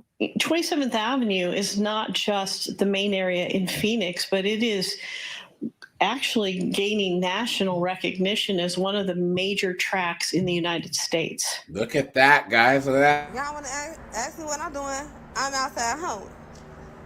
I work at Hoeing. Y'all want to know what company I work at? I work at Hoeing. That's the company I work at, Hoeing. And that needs to stop. She says the months-long operation, which saw dozens of arrests for misdemeanor prostitution in an area known as the Blade along 27th Avenue between Indian School Road and Northern, comes after years of complaints from neighbors and business owners, which include students on the nearby GCU campus. With that comes drugs, with that comes violence. And so you have people whose neighborhood is being destroyed, and they have been very vocal about it. Alfredo Gonzalez lives nearby. He sees that kind of activity daily. Drugs, prostitution, robberies. I can see prostitution on that street. Damn. On that street. See the prostitutes with their butts hanging out. Detectives also rescued an underage girl they believe was being trafficked. Mitchell says her office will review each case individually to determine whether someone is a victim needing help or a sex worker facing jail time. And if it's a situation where somebody needs to be held accountable, obviously we have jail. Which is never for them, right? Oh, no. They're not going to hold these women accountable. No. course not. As an option in a misdemeanor situation. If it's something where somebody has been victimized and needs services, there are other options as well. We don't paint people with a broad brush. The county attorney says this is far from the end of this operation. While this portion focused mostly on sex workers, there are plans to focus on other parts of the issue like traffickers and buyers. In Phoenix, Taylor Wirtz, Fox 10 News. Here we go, guys. Watch. That my actions are today I was told that my actions are unbecoming of an officer. So I was minding my own business as I normally do, and this right. The lie detector determined that was a lie. captain comes up to me. So he says to me, "Hey, I saw your video on social media." "Yes, sir. Your actions are unbecoming of an officer." I said, "Okay." It's like a certain type that always comes from me, right? But they don't come prepared, and that's what gets me. They don't come prepared for my response. I don't take criticism. I am not above that. Like, listen, if The lie detector determined that was a lie. I can improve myself, then I'll improve myself. I will acknowledge it, and I'll make corrections. And I think also too that they confuse like the skin routine, right? Like, yes, I know my skin is skinning, but I'm grown. You understand? Like, and I make time. Sir, respectfully, take a seat. Take a knee. I'm becoming an officer. I feel like, you know how like people hear things said a bunch of times and they hear it enough and it becomes like a part of their vocabulary and they just say it without really knowing what that means. I think that's one of those, right? What actions do you mean exactly? So he says, you know, you posting and sharing your story on social media. Exact words. I said, so what's unbecoming of that? Me posting my story? Me posting about what's going on in my life? Well, you know, you're sharing this stuff. Now, this is where I got him. Because then when you start stumbling over your words, you start stumbling stuff. Oh my! You're in the military, guys. What is she talking about? There's plenty of jobs out there who say don't post on social media. And guys, here's the thing about it. Secret. If you were not even just like a officer in the military or like a general or whatever, let's just say that you're a CEO of a company that you built. Would you choose between hiring a man that wasn't posting stuff on social media, it was going to fight you for it, or hiring this dunderhead right here? Yep, I'm going to hire the person that even in my own personal life. No, I don't. Anyone that has a huge social media presence, unless your business is you're selling something or, you know, and you're promoting your business, something like that. No, I stay away from people that are always on social media and always got to post up and got to, you know, report everything on their life, because it's only a matter of time before you're going to be one of the topics they're posting about. What a joke. My God, it's like my senses just heightened because I want to comfort you. That assures me that you don't know what you're talking about. And you just see the narcissism here? And guys, I honestly wish that like in the military, especially, it's even worse than that.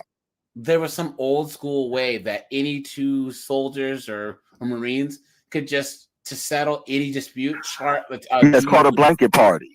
No. But actual, you know, trial by combat or grievance by combat. You know what I'm saying? You should be able to have some bylaw where if Korg and Seagrip are on the ship and Seagrip talks best, Korg can say, "Hey, I'm challenging you to a chapter 6 or whatever," and then it goes to your commanding officer, and either he has to accept or there has to be some penalty. Actually, something like that did happen. Something like that did happen to me in basic training. So long story short, so, you know, I was 5'10", 150, 55, soaking wet, long time ago.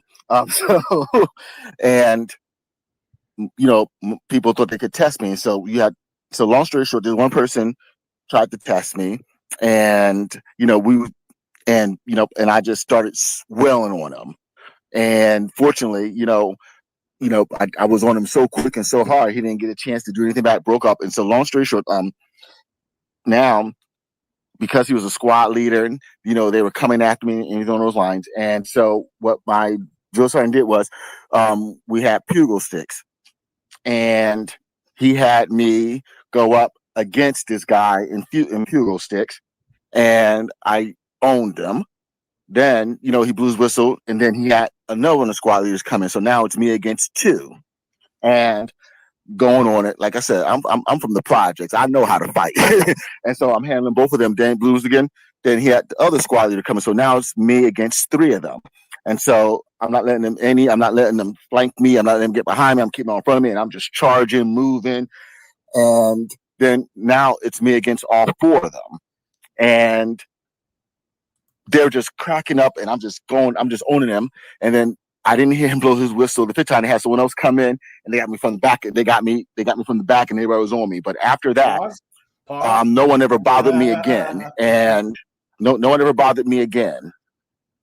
Look at this, guys. This is the content that she's risking her job for.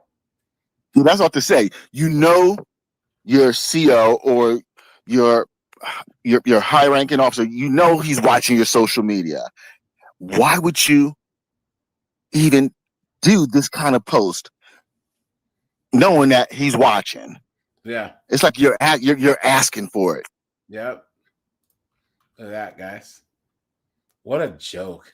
Guys, Today I was told, like I said, women. I was just telling a friend that women, they always are going to be the victim and the hero of their own story. But 99% of the time, they're volunteers. That's how it works, guys. That's how it works. Guys, what a joke. What an absolute joke. Like, I don't know how you guys in the military did it. And these police officers, how do they even handle these this ponytail patrol? You know what I'm saying? How? Let's see. Check out one thing here, guys.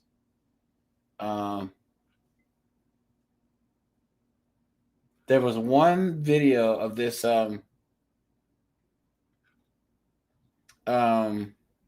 this military chick getting arrested. So we already saw the doctor getting arrested. But there was one where it was this chick who was in her BDUs. And she was giving the officer crap. And then they tackled her and arrested her. I can't find it for now. Yeah, guys, women shouldn't be in the military. They shouldn't be firefighters. They shouldn't be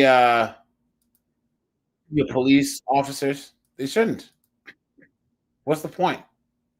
It makes everything worse, guys. It makes everything worse.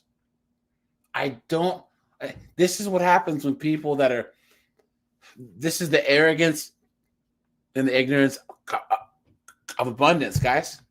People who have no clue about the real world trying to pass policies and change the rules. They have no clue what they're doing. What a joke. Guys, look at this.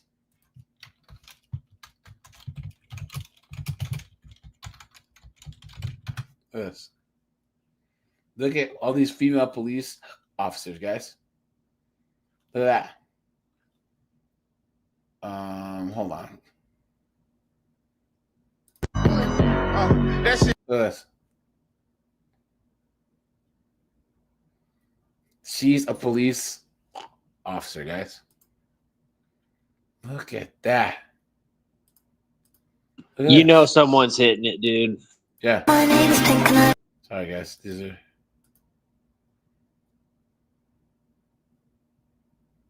Guys, these guys are cooked. Whoever works with these idiots, they're cooked. They're absolutely cooked. Look at this.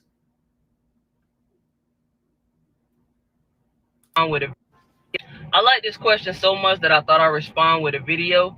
Yes, it takes courage to do this job, but I think most importantly, it takes having people skills.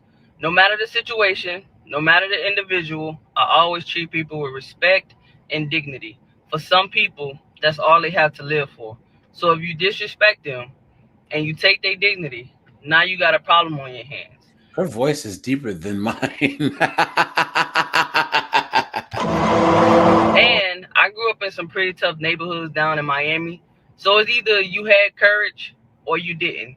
So for me, I would say being able to talk to people, it makes my job a little bit easier, and I'm less likely to deal with the craziness. I hope that answers your question, and I hope that you're having a good day today, Queen. I like this question so much that I thought I'd respond with a video.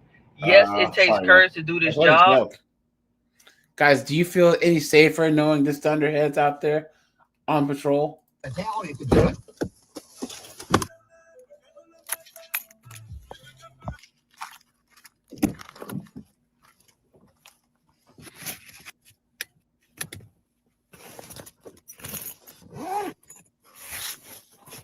What a joke. Still don't understand the big deal about wrapping up at the end of your day. I don't understand it either. Why do they always have to post this crap? You know, okay, congratulations, you're a functioning adult. Yeah. I just don't understand it. If you are a girly that wants to be a first responder, I'm going to need you to listen up. Obviously, most first responder careers are male-dominated fields. You think? You are a girly, not a guy. Let's break it down. You are going to need to get comfortable with the fact that you are going to be either the only female or one of the only few females when it comes to training classes, whether it's training within your department or going elsewhere, and there's other agencies under this one class that you all are wanting to take. Now, I'm not saying you have to be buddy and friends with everyone, but you do have to be comfortable with the idea that you are going to be the only girl, and the dynamics may be different when you are taking that course or that training or whatever the case is. Yeah, you're going to slow everybody down.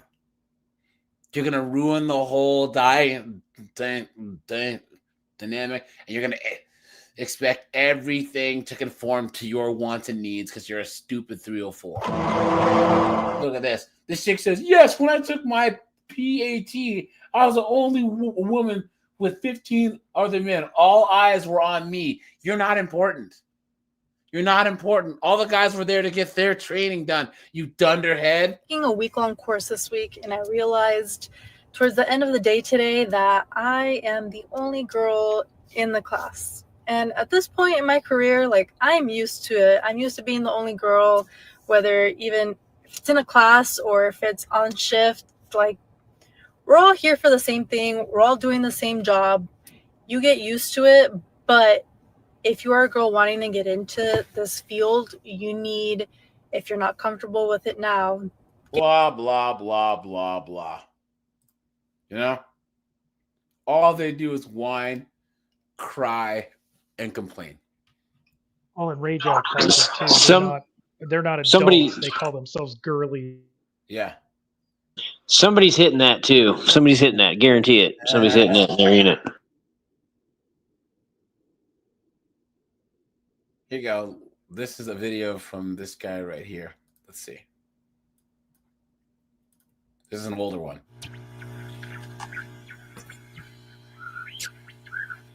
Hey everybody, I'm Dan Joseph with MRC TV.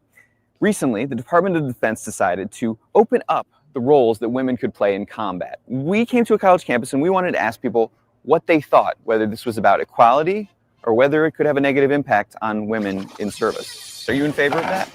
Absolutely. I'm all for women empowerment. I think that that is good. I think that if women want to serve in combat, they should be able to. If the nation's willing to throw their daughters on the front lines, I don't know what on earth they could be protecting in their country that they're fighting for. I think it's great that women are given equal opportunities now, but at the same time, if you're a mother, I wouldn't want Right, yeah, I a don't- woman to be on the front line. But if you weren't a mother, I say, yeah, that's fine. I feel like women are kind of not discriminated against, but really don't have some equal opportunities. It's been shown that a small woman can carry a large man. There's different techniques. Yeah, thank you. Doing it, and, No, there isn't. The lie detector determined that was a lie. size isn't the only thing that matters. And it's fun to watch too. It is Like a fun to really watch. small girl like carrying a giant guy. Yeah. Okay. Same opportunity. That's right. It's their own choice. They should be able to do anything. There should be no restrictions between men and women. It doesn't really matter what the subject matter is. We're all the same. My name is Elish. You are dressed like an elf, kind of. Is that intentional? The name did not come from an obsession with elves, but I have that too. I feel like they might as well, because everybody always fights for equality gender-wise, and I mean, why not? They train for it. They're just as skilled as men. I think there needs to be a standard set that if anyone, like if they can achieve it, then they can go, but they shouldn't have lower standards for women to be in combat. It should be the same. The only woman so far that's had some goddamn sense. Look at that, guys. Look at that. Isn't that insane? You guys, this is college, and this was 12 years ago, guys. Some people are really fucking stupid. So it's 10 times worse now. For men and women. So if they Exactly meet the it- same, no curve. Correct. All men are supposed to sign up for selective services. Should women have to do the same? If Uh-oh. yeah, I mean, I You think so? If we're gonna institute a draft, then yeah, eligibility should apply to both sexes. Fair is fair. Of course, that wouldn't be ideal, being a girl myself, but you know, if you want equality, then you're going to get it. We protect our country by doing things like raising our children. Now it's pair of raising the boots. children. Huh? Okay, that earlier, that girl before this zesty guy, she couldn't even pick up a pair of frickin' steel-toed boots. Exactly. Look at her. Look at this guy. You get Yeah. her out there with a Does- 45 and knock her over. Does this guy's shirt say ass eating?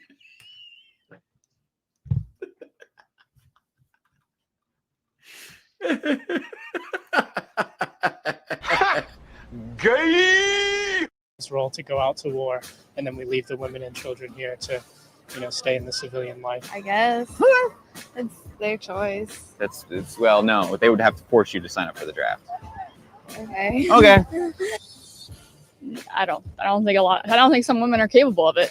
Oh, now she doesn't think they're capable. Oh, I thought she said that they can do anything a man can do, right? I thought that these knuckleheads said that we're all interchangeable widgets and that they all have the lasso of truth like friggin' Wonder Woman, please. I am woman, hear me roar, in numbers too big to ignore. What a joke, guys. Hit the like button, hit the subscribe button, guys. Thanks to all you guys that have served, man. You know, you guys' service is guys. You know what else I can say, guys? We have the best national anthem on planet Earth. Seriously, like think about our. It's short. Well, the part we sing short is to the point, right? It's great. The Mexican one, oh, it's so long. You guys ever watch a boxing match? Russia's pretty good. Yeah, but like there's a Canelo fight, and the Mexican national anthem goes on for so long, or the Argentinian one goes on for so long. Ours is so just like it's perfect. It's just enough time. It's great, man. We have the best. I think Italy has a decent one too. Hell yeah, what's up, dude? Good to see you, man. Hell yeah, dude, hit me up on Discord, buddy, because I still need to talk to you. Hey, you have a good night, man. I'm gonna observe. All right, John. I appreciate you, man. Thank you. All right, later, bro. I think more I women, wanna- though. Huh? So something that I'm kind of curious about. So when we look at, what's going on in Ukraine, where the men were forced to stay and they allowed the women to leave. And when I think about, forced conscription, it's like, what are you fighting for? Your women have left, or a lot of your women have left, and they come here to New York, Miami, and do that thought life. and while you're out here, and I was watching this one special about the Ukraine where they had patrols so men couldn't sneak out the country. And so it's like, what do we? I'm off on a tangent. I was just thinking about that in regards to. I truly believe that, and I'm gonna stand 10 toes down on this. That everyone should be to vote. You need to do at least 2 years, because if you can vote, if you can have a say in sending people off, starting wars, sending people off to wars, or a vote in electing people that can send people off to war, you need to have skin in the game. And that's the problem with this country right now. One of the many problems. Don't get me wrong, America's the greatest country in the world, and we are all lucky to be born here. And trust me, these people that are crying about these SNAP benefits are incredibly lucky, because they wouldn't make it anywhere else. But yeah, but never mind. I went off on a tangent. My bad.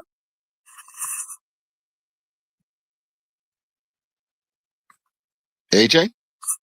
Oh. Sorry, dude. I was muted. Sorry. Okay. There was something that I saved that I want you guys to watch. Okay. Let's see if this saved here. Why isn't this saving here? Hold on. Here. Looks like I have to do it this way. Guys, so another stupid broad tried to debate Andrew Wilson. And I don't know why these college-educated knuckleheads try and debate Andrew, but guys, look at this. Watch.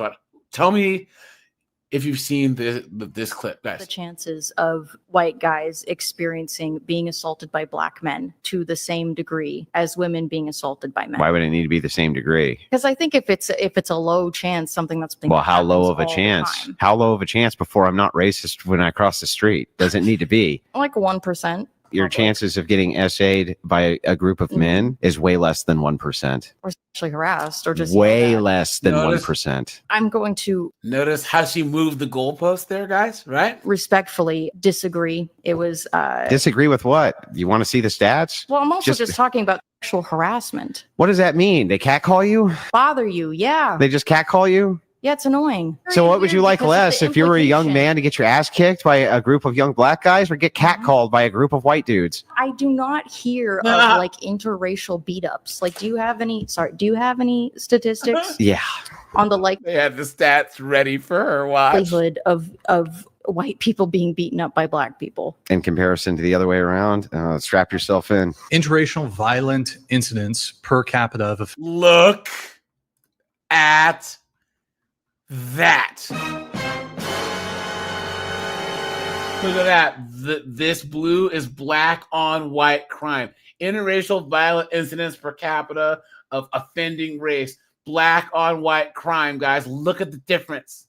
It goes black on whites in blue, Hispanic on whites in red, black on Hispanic is yellow, white on Hispanic is green. Can you guys see this? Look at that. And then white on black is the lowest. Now, guys, anyone that had some damn sense would be like, wow, you know what, Andrew? I concede your point. Because I didn't know what the hell I was talking about. But do you guys think this knuckleheaded feminist, idiotic 304 is going to do this? No, because Andrew bodied this chick on the live stream once. And then she actually came to get bodied in person. offending race. And this is from a Bureau of Justice Statistics National Crime Victimization Survey from 2018. Okay, so white and black 30, black on white 1,288 versus 30 for white on black. Well, gee, Chuck, it seems like based on what you just said earlier, if I could demonstrate this to you, you said that you would advise your little sister to cross the street. Do you hold to that? Do you hold to it, Chuck? So she said that if her sister saw a white man, right, that she would ask her to cross the street because of all the rampant SA. And he's like, well, let's test your logic, right? Would you tell her to cross the street if she saw a bunch of black dudes. Well, no, she's like, whoa, hold on, because she's more likely to be assaulted by just being white by a black person. That isn't true, and now they proved it.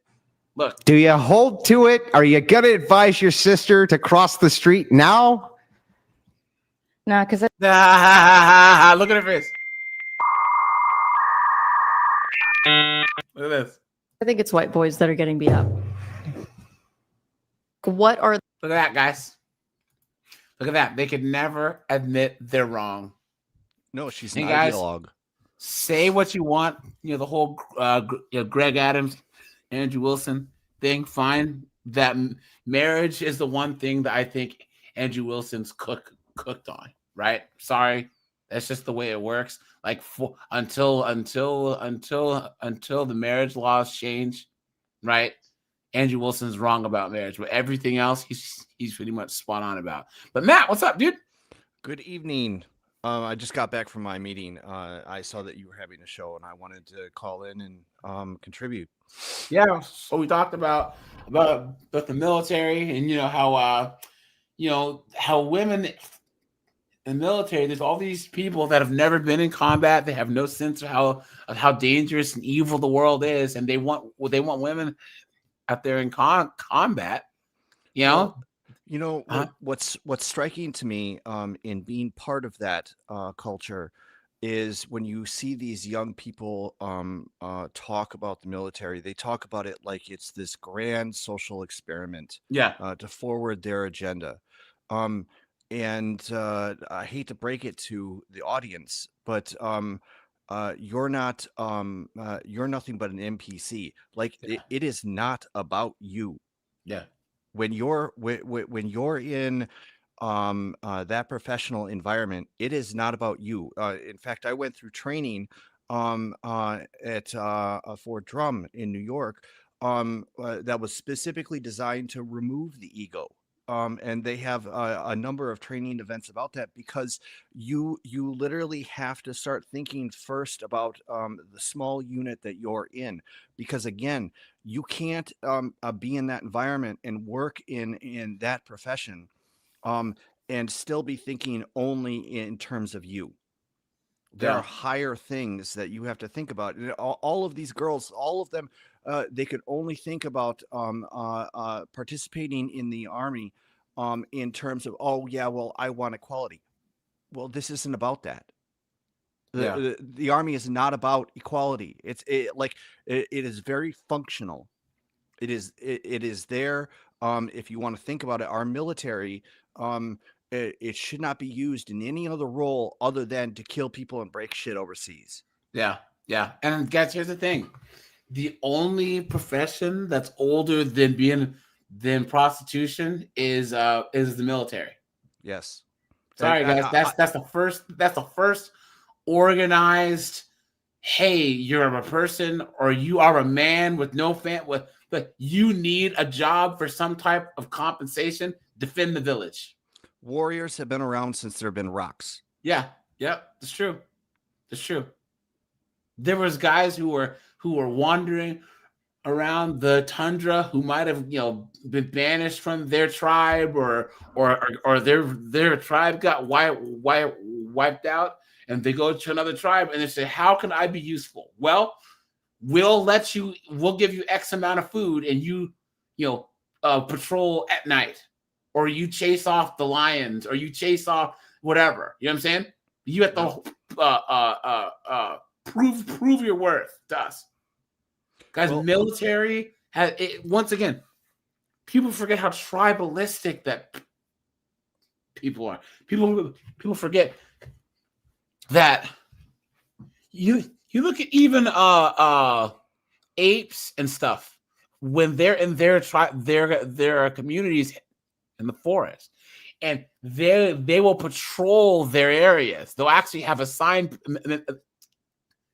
members of the group who will patrol, and then when other males from another group come over, they all freaking organize and they go on the attack. You know what I'm saying? It's just lions do the same thing, dogs do the same thing. That's how we are, guys. You have to be an optimal fighting force.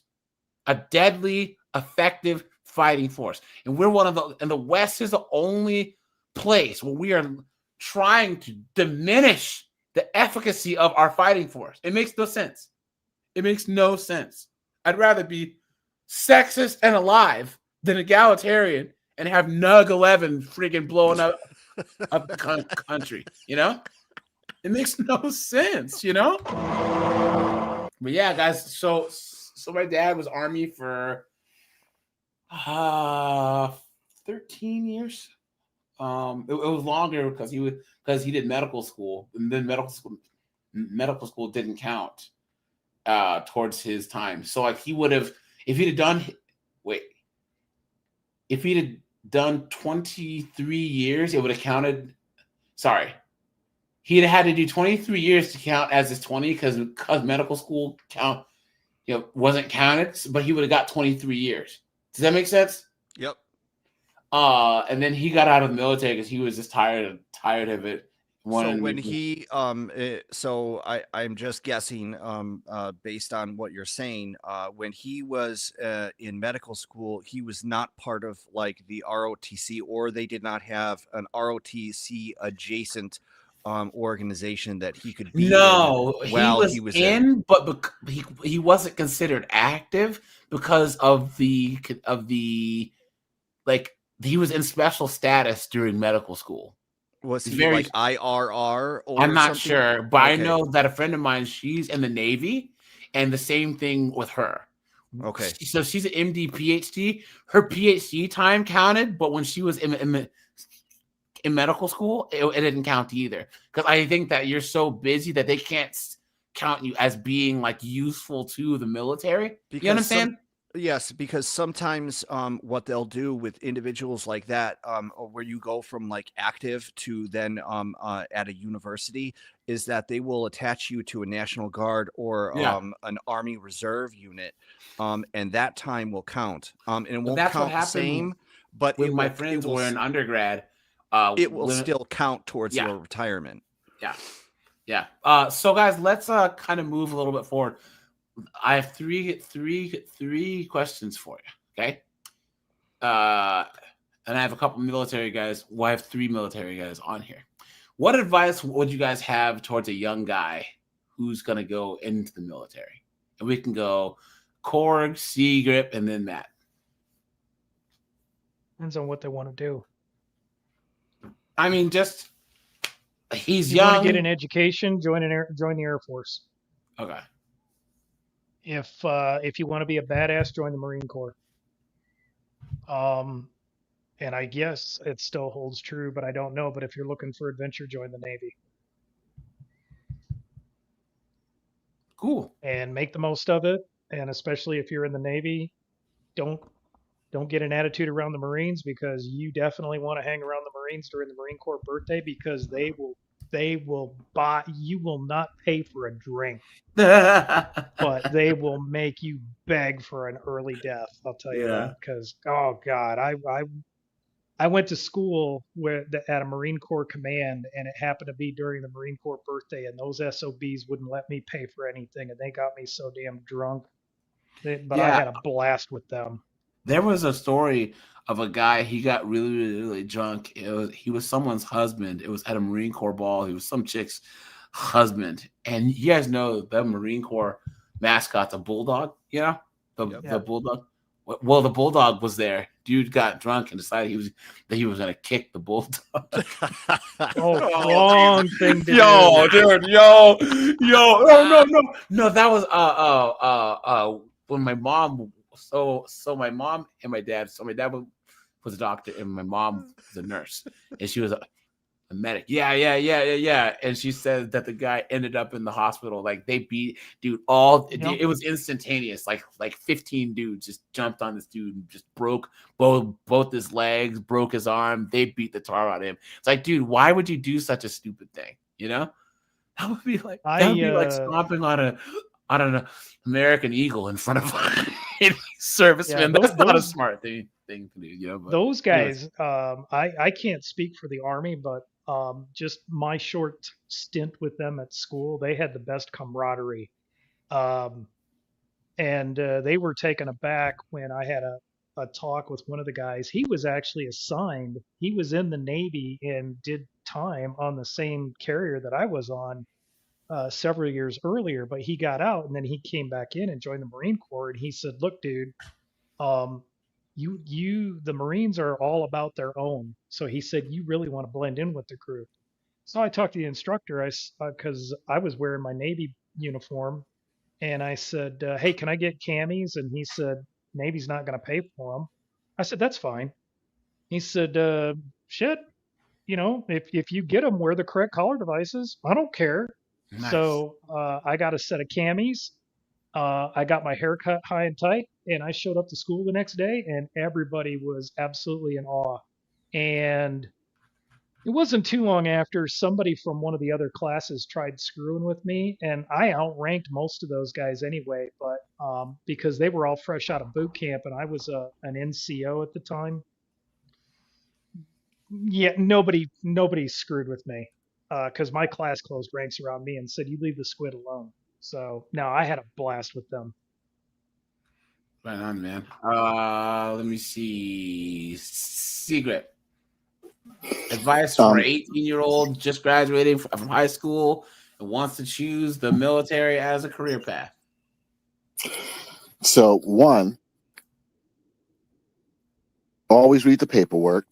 Two, be wary of recruiters pushing you towards a particular job or career. So if you already know what you want to do in life, whether it's computers or engineering or medical or anything along those lines, then the military is the best place for you to go to get a lot of experience and training. But one, be wary of recruiters pushing you into jobs, because just like there's people, as people are coming in, people are getting out.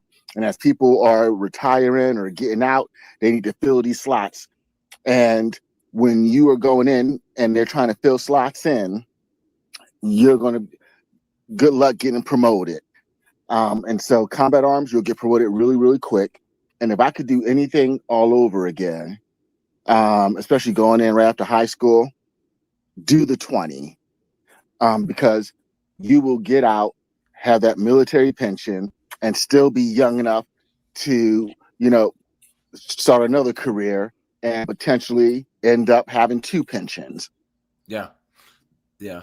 I'd say, guys, if I can go back and do it again, I'd have joined the Air Force or the Navy straight out of high school, or I would have either joined the public health service straight out of undergrad or joined the Air Force straight out of undergrad. And my brother almost joined the Air Force out of grad school, but for some reason, the first guy was like, "Yeah, we can sign you up for officer school," and that guy left, and the other guy said, "Oh, we want to have you enlist." He's like, "No, I don't want to do that." So then he didn't do it, So, but yeah, I think I would have had a lot of fun. Not a lot of fun, but doing that. And then there's a guy that I know where, my best friend, he planned on doing his 20 in the Navy, but then he got medically discharged because he messed his back up, and at like 13 and a half years, so he actually couldn't do his 20, which sucks. So Matt. So I'm going to take a slightly different tact towards this question. I have referred to this in past shows, and Korg, this is there's no offense when I mean any of this. So I'm just going to come right out and say it. I think that everybody should serve when they graduate high school. Me too. I would steer, not mandate. I would steer males towards the Army and the Marine Corps, and females towards the Air Force and the Navy. And there's a reason for that. Women don't belong in ground combat. and Marines and Army, that is what you're talking about. Air Force and Navy, that is much more working with machines rather than ground combat itself. And that's the only reason why I would steer it in that direction or in that way. Do you understand what I'm saying? And That's what I want to see. You obviously haven't been around line handling and anchor dropping and an underway replenishment. Well, Korg, I'm not looking to get into like an No, argument. I get about it, this. but I'm just talking structurally. You know, I mean, if you're my idea is you know, he says, what is my advice? My advice is that everybody serves. So I'm not looking to like, you know, play bigger dick about one service branch or the other. My suggestion is that everybody serve, because I feel like this experience is so valuable and there's so many things that are underappreciated about it. I would like to see that everybody universally serves before they like do things like go to college. So that's really the point of what I'm saying. I think it's not to talk down partially about agree one with that, service or but the the other.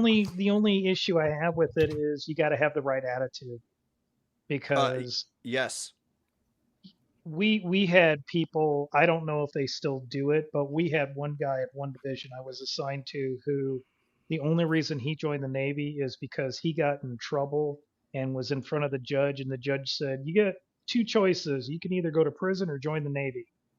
And he said, well, damn, the Navy looks like a good deal, but he had nothing but an attitude the whole 4 years. Hey, but you know what though? My good friend, he's a multi-millionaire now.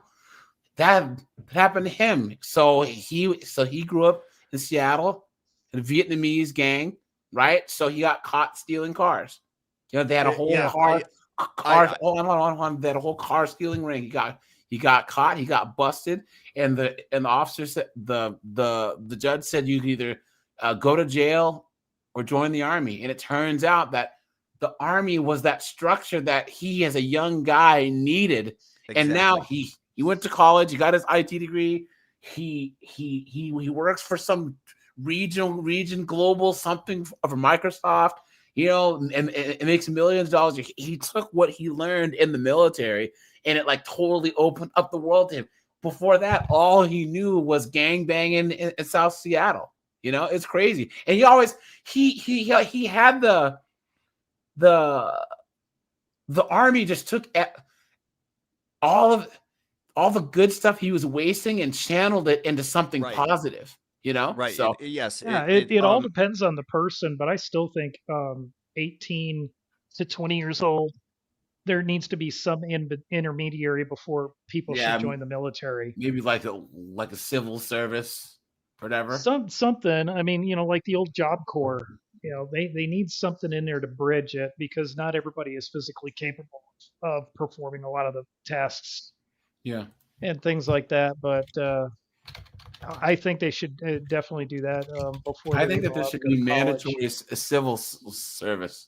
That there should do that when you are 18, either at the city level, the county level, the state level, the federal level, or the military, right? There should be something where you could choose to be you do like a boot camp, you do training for like 3 to 4 or 5 months, and then you do like a year and a half of the rest of the time doing your job, but deployed either outside the U.S. or to a completely different part of the U.S. So if you're from Maine, you're going to be in Arizona. If you're from Washington State, you're going to be down in Florida. If you're in Florida, you're going to be in Minnesota or Alaska. You know what I'm saying? Like the complete opposite of what you grew up with, you know?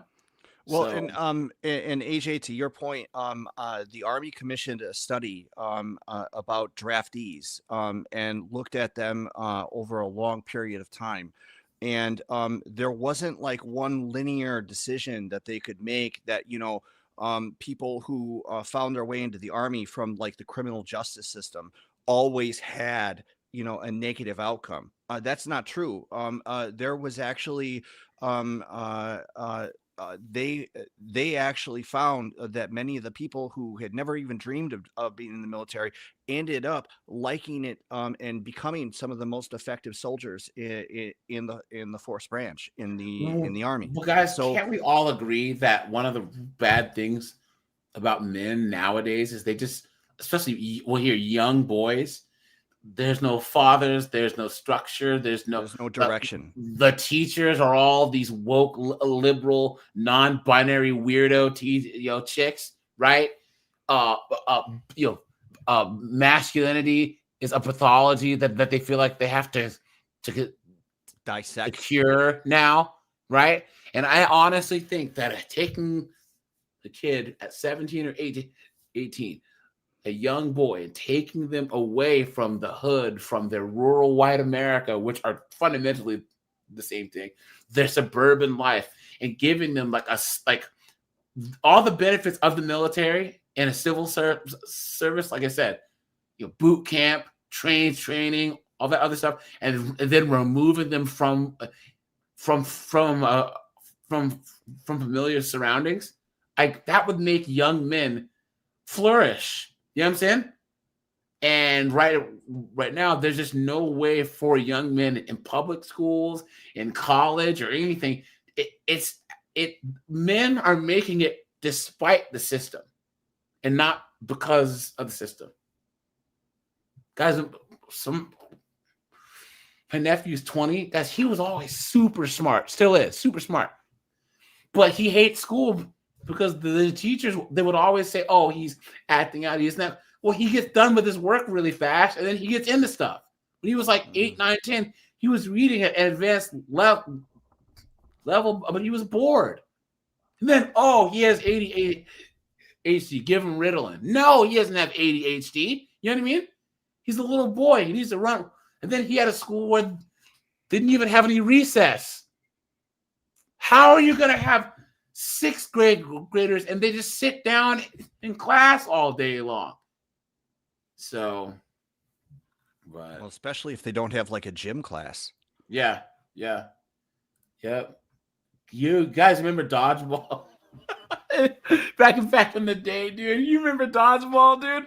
In like our school, we used to have the foam balls, and they would tear, and we would fix them with duct tape, so you get hit with that part of the ball.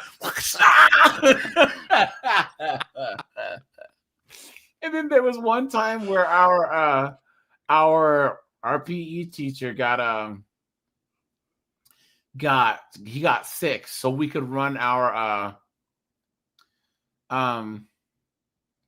PE class by ourselves. So we were like, "Here, let's play dodgeball with basketball." We tried it with soccer balls once. That's no fun. Oh man, that was great, man. Needless to say, a couple of girls ended up having to go to the nurse's office, because they couldn't move fast enough. So, let's see. All right, guys. Yeah. Oh, guys, what advice do you have for a guy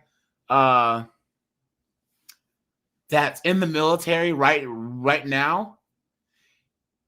And he's about 12 to 13 years in and doesn't know if he wants to do any more, or like he's thinking about either getting out, staying in, or whatever. Like someone who's been in the military for a while and is just kind of fed up.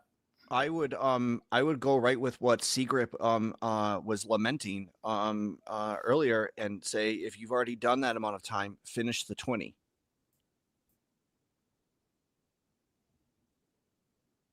Yeah, it's going to depend because when I was in, we had what we called a lot of road scholars, ROAD, retired on active duty. Mm-hmm. And these were guys that moved up to about the E5 level, and they weren't going to go any higher, and they were going to try and fly under the radar to do their 20. But the Navy started cracking down on that and said, you either make rank or you're getting out. And they would push guys out before they hit 15 years.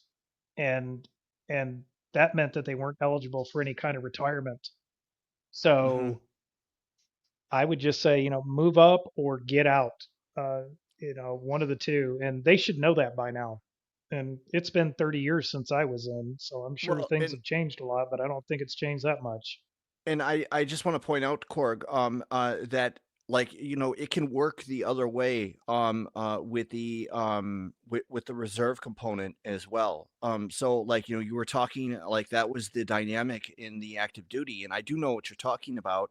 For those people that didn't make rank, to use your words, those people in order to finish their 20 should transfer to like the Navy Reserve. They have a reserve component exactly for that purpose. Those are I don't those even are the know if they were going to be ineligible for the reserve. All I know is that yeah, you had to basically get sign off from your entire chain of command in order to re-enlist. That's how much they were cracking down on it. Okay. Yeah. Yeah.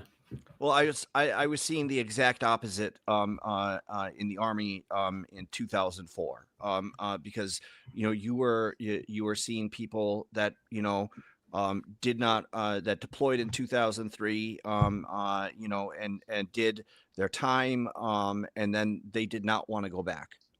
So you had the exact opposite effect, especially with the enlisted. But that's when I went over. Yeah, I would tell people how do I put this? Don't make any of your career decisions based on any of the girlfriends that you have at the time. Ding, ding, ding, ding, ding. You'll always regret it.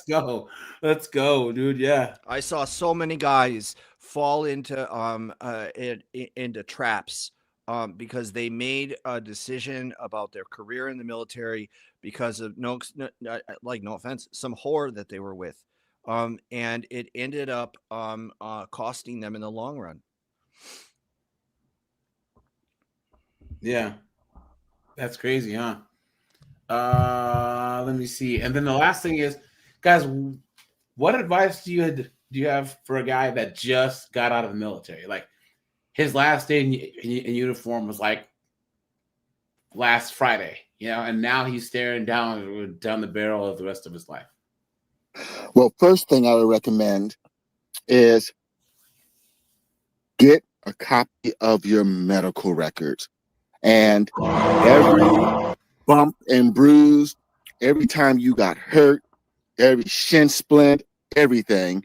And when you go for your medical, get all of that documented. That's the first thing. After you get all of that documented, because if you're a disabled vet, so you can get a ranking, even if it's 0%. You want to get all that, any injuries you occurred in the military, you want to get that service connected. That's the first thing I would do. The second is with your DD-214, go to your city hall and get it scanned on record at your city hall, because you will lose your, my this was the 90s. So with scanners and cloud service, that might be different, but that DD-214 is very important. Yes. And so you want to get that scanned, archived, get it certified and registered at your city hall, because you don't want to lose that. That DD-214 will be your lifeblood to so many things, military, post-military service related. That's like your birth certificate. Yeah. Exactly. Yeah. So that's my top two right there. And guys, I'm not a veteran, but guys, I know quite a few guys. Guys, look, guys, you aren't gaming the system by getting service connected and all that other stuff. Guys, if you're disabled or if you have an injury, guys, get your benefits, please. I don't know what this culture is of like, well, I don't really need it. Guys, I'm telling you, served, you injured yourself. You have a bad back, you have bad knees, bad hips, your eye is messed up, you have a hernia. Guys, come on. Like, there's so many, it's like I had a job once where they would give us leave and then encourage us not to take it. Take it, hint, wink, wink, don't take it, take your leave. Guys, no. I don't use the word deserve or entitled very, very much. But guys, this is something that you guys deserve. There's so many guys that I know who, I haven't gone to get, I have my legs basically hanging off because my hip's busted, but I'm not gonna go and get checked so I can get a disability. I don't know. I'm too proud for that. Why? What are you doing? Because time will catch up with you. Yes. And time magnifies and compounds everything. And I gotta be very cognizant how I walk. Yeah. And I ended up having a really bad fall, and because of the instability in my ankles, and ended up tearing the tendon that connects your quadricep to your kneecap right off the bone. Yeah.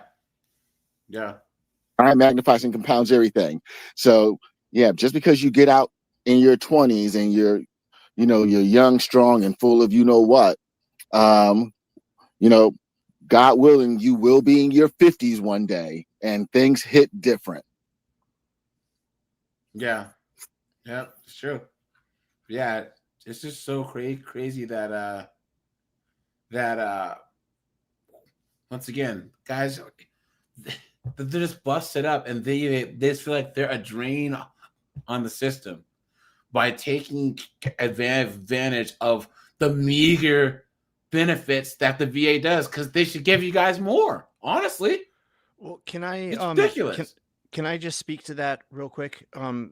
Because I was speaking about this exact subject tonight at my meeting, and one of the reasons why I like the 12-step program is it's based around accountability and personal responsibility, right?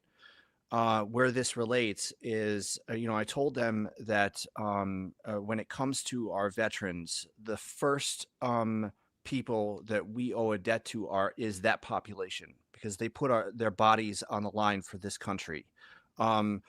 Before SNAP benefits, before any of these other public aid programs, before $1 goes to somebody who's a non-citizen, we should have a total of 0 homeless veterans and 0 veterans that are strung out on drugs and on the street. That should be the population that we take care of first. Yeah. Before we take care of any other population. Sure. That's, I think. And until we're doing that, these other programs, they need to go by the wayside. We need to pay our bills when it comes to these people that go abroad and come home broke, because that is what I deal with professionally. That is what I deal with when it comes to these people. You asked like what I would recommend for people that come home. I would say my advice would depend on the nature in which they come home. They come home like I did. I would advise somebody to stay sober and to seek treatment, especially if they saw had the type of experiences that I did. You don't want to drink for 17 years like I did. You don't want to do that. You don't want to be strung out on opiates from the VA. That's not a lifestyle that's attractive or worth living. It's actually a very painful way to live. And you don't want to drink every night in order to go to sleep. I would always advise, especially combat veterans, to enroll in the VA and start going to counseling. Yeah. 100%. And sobriety is key in that. Yeah, and guys, once again, you gotta understand, guys, with these Antifa, wokey, left-wing idiots, guys, there's such a lack of respect for anyone who does anything positive or anything selfless in this country. Anyone or anything that sees themselves as part of something greater than themselves that has to protect stuff, right? It's like, dude, the veterans really, really, really need to understand that we just appreciate you guys for what you've done, right? Like, and it doesn't go unnoticed. I know that you guys didn't do it for praise and all this other stuff, but a lot of guys turn on social media and all they see is all this hate and America sucks, all this other crap. And guys, that's not the case. You know, it really, really, really isn't. Now, did you guys see, speaking of that here, that 100-year-old dude talk about how the British. Yeah, over in Britain. Hold on. He's right. Hold on. Here you go. Now, guys, this has to be one of the craziest things I've ever seen in my entire life. Can I find it on YouTube?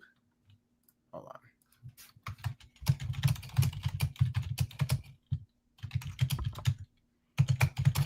Let's see. Guys, this is one of the most like heart-wrenching things I've ever seen my entire life, dude. I'm about to show you. It's Let's see. from England, and he went on Good Morning Britain. And he's a 100-year-old World War II veteran from England, and he went on Good Morning Britain and said something that everyone, including Americans, really. Dude, homeboy looks good for 100 and something years old. Look at him. Look at him, this strapping lad, right? You know, One, including Americans, really need to hear. What does Remembrance Sunday mean for you? What is your message? My message is I can see in my mind's eye those rows and rows of white stones of all the hundreds of my friends and everybody else that gave their lives for what? The country of today. No, I'm sorry. The sacrifice wasn't worth the result that it is now. Look at that. Can you believe it? Well, we can, right, guys?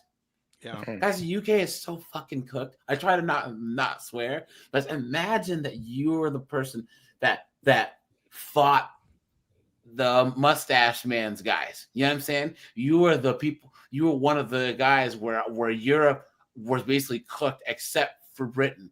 Britain on its own, fighting off the wolves. You know what I'm saying? Then you managed to fight back. You know what I mean? Go into France. Go down through North Africa. Fight back Rommel. Go up through Italy and Greece. Go up through the underside of Germany. Live through all of that just to see a country where you get arrested for putting stuff on Twitter. Where you get arrested for protesting that they're letting people from third world places into your country. That you have people tearing down the English and the British flags. Well, there was a journalist that exposed there's an English journalist that exposed a Pakistani grooming gang, and the British police showed up to her door hours after she filed her report and arrested her. Yeah. And they weren't interested in like pursuing the charges against the migrants who were SAing, if I'm using the correct terminology, the young British girls. No, they were interested in going after her because what she published, they defined as hate speech and racist. Yeah, it's true. Hey, AJ.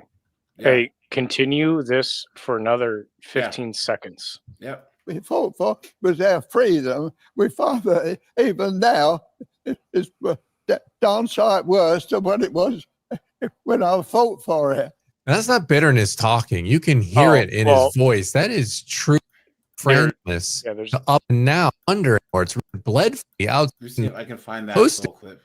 Are you because when the anchor news lady, she's like something in the tune of I feel sorry you feel that way. Yeah. What does Remembrance Sunday mean for you? What is your message?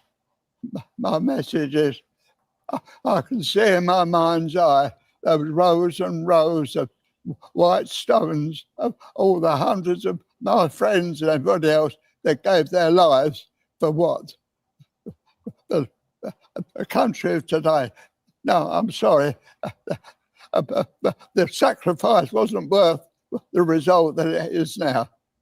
Oh, well, I'm What sorry. What do you mean by that, though? That this Well, what we fought for, and what we fought for was our freedom. We find that even now it's darn sight worse than what it was when I fought for it. Oh, Alec, I'm sorry you feel like And look at how she puts her hand on him like he's a child. that, because I want you to know that all the generations that have come Yeah. since, including me and my children, are so grateful for your bravery and all that for service Man, personnel. let's And just skip it's right our past job it. now, isn't it, to make it the country Yeah. that you Yeah. fought for. You absolutely Exactly, fought that for. is it. And we will do. We And want to. I'm so wonderful to know there are people like you that Well, can spread the word around. we amongst will our do. Younger generation. And I guarantee that everybody watching at home will be wanting you to send lots of love. We've got another. What a joke. That's what a joke. England better wake up like the Nordic countries did. They're cooked. England is England, Scotland, Wales, cooked. You I know? find Wait. Wales. I hear even the Germans politician- are getting a little tired of it. Wants Palestinians. Hold on. What is this one chick? This chick from Wales was like, we should take on all the Palestinians we can. It's like, are you insane? I'll have to find it, guys. Anyways. Yeah, guys. There are more people on if you look on like X, it's more popular for English people to have the Palestinian flag in their bio than it is Yeah. their own flag. Yeah.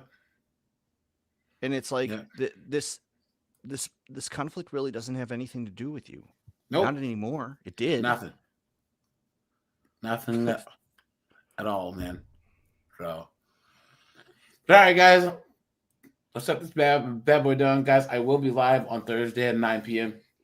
Eastern Standard Time, guys. I'll probably do a daytime live tomorrow. There's a deep dive here. You guys want to see a preview of tomorrow's live? Hold on, let me check this idiot out. Hold on, guys. Let me see if I can find. Here you go. Here we go. And guys, hopefully we can hit 29K in the next week or two. That would be sweet. Look at this. This chick's whole platform. This might be the most vulnerable I've ever been on the internet. I think this is the month that I get evicted from my apartment. Hey guys, her entire like last 20 posts have all been how she lost her job. She's gonna get evicted. All this crap. This is her whole identity on the internet now. You know. Well, Look and at this that. kind of goes with the tune of the World War II vets and general veterans.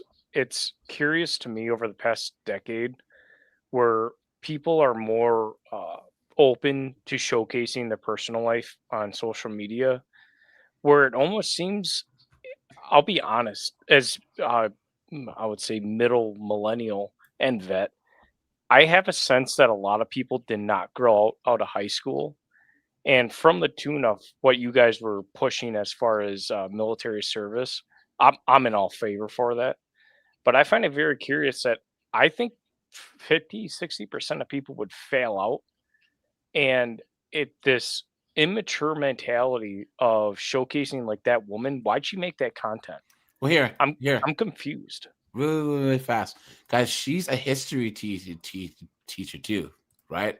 And guys, let's look at her views here. Watch. Supreme Court of the United States no longer is governing by the Constitution. Okay, like that is completely out of This the, is a you know, history you teacher? don't have rights any longer, and that's not How does she up for know? discussion. I'm not sensationalizing. That is the truth based on hold on. what Okay, I've can you heard pause it? yesterday. And The Supreme Bet Court 20 doesn't bucks she govern. couldn't brief a court case. Yeah, the She's an Supreme idiot, Court man. doesn't govern. guys, I'm gonna be leaving. You know what, guys? Tomorrow when we're doing this, anyone who wants to join, guys, if you let's leave some comments for her. Let's do it. Let's do it, guys. Let's do it. Matter of fact, guys, follow me on TikTok, guys. Or guys, sign up for a TikTok account and guys, leave her some comments. I mean, allegedly, you should. I don't know if I can say to do that because that'll be whatever. But yeah, you guys know what I mean. So, guys, we'll go over this chick's name on here, and I'll be leaving some comments on tomorrow's live. And guys, follow me on TikTok, man. You know, TikTok and Twitter, guys. I am going to start simulcasting over on Twitter. You know, I've been meaning to do that for a long time. I just haven't had a chance to get like Twitter Premium or whatever, so that you can do it. But I think I'm gonna start. Oh, you mean with the blue check mark? Yeah. Because you need that to simulcast on Twitter. So Always try a BitChute or Odyssey are good ones. Really? Yeah. I guess. There's good communities on there. You might get some reach. Yeah, I need to do. I think that you should do it to all of them, AJ. Yeah, because I think I can do my Rumble also. I just, there's just, anyways, I'll figure it out. But all right, guys, I'll be live tomorrow, 4:30 Eastern Standard Time, guys, for the day shift. We'll look at this dunderhead, you know. Yeah, guys, appreciate you guys. Happy Veterans Day. Thanks to all you guys for your service, you know. And yeah, guys, I appreciate you. Bye, guys. Have a good Take night. it easy, man.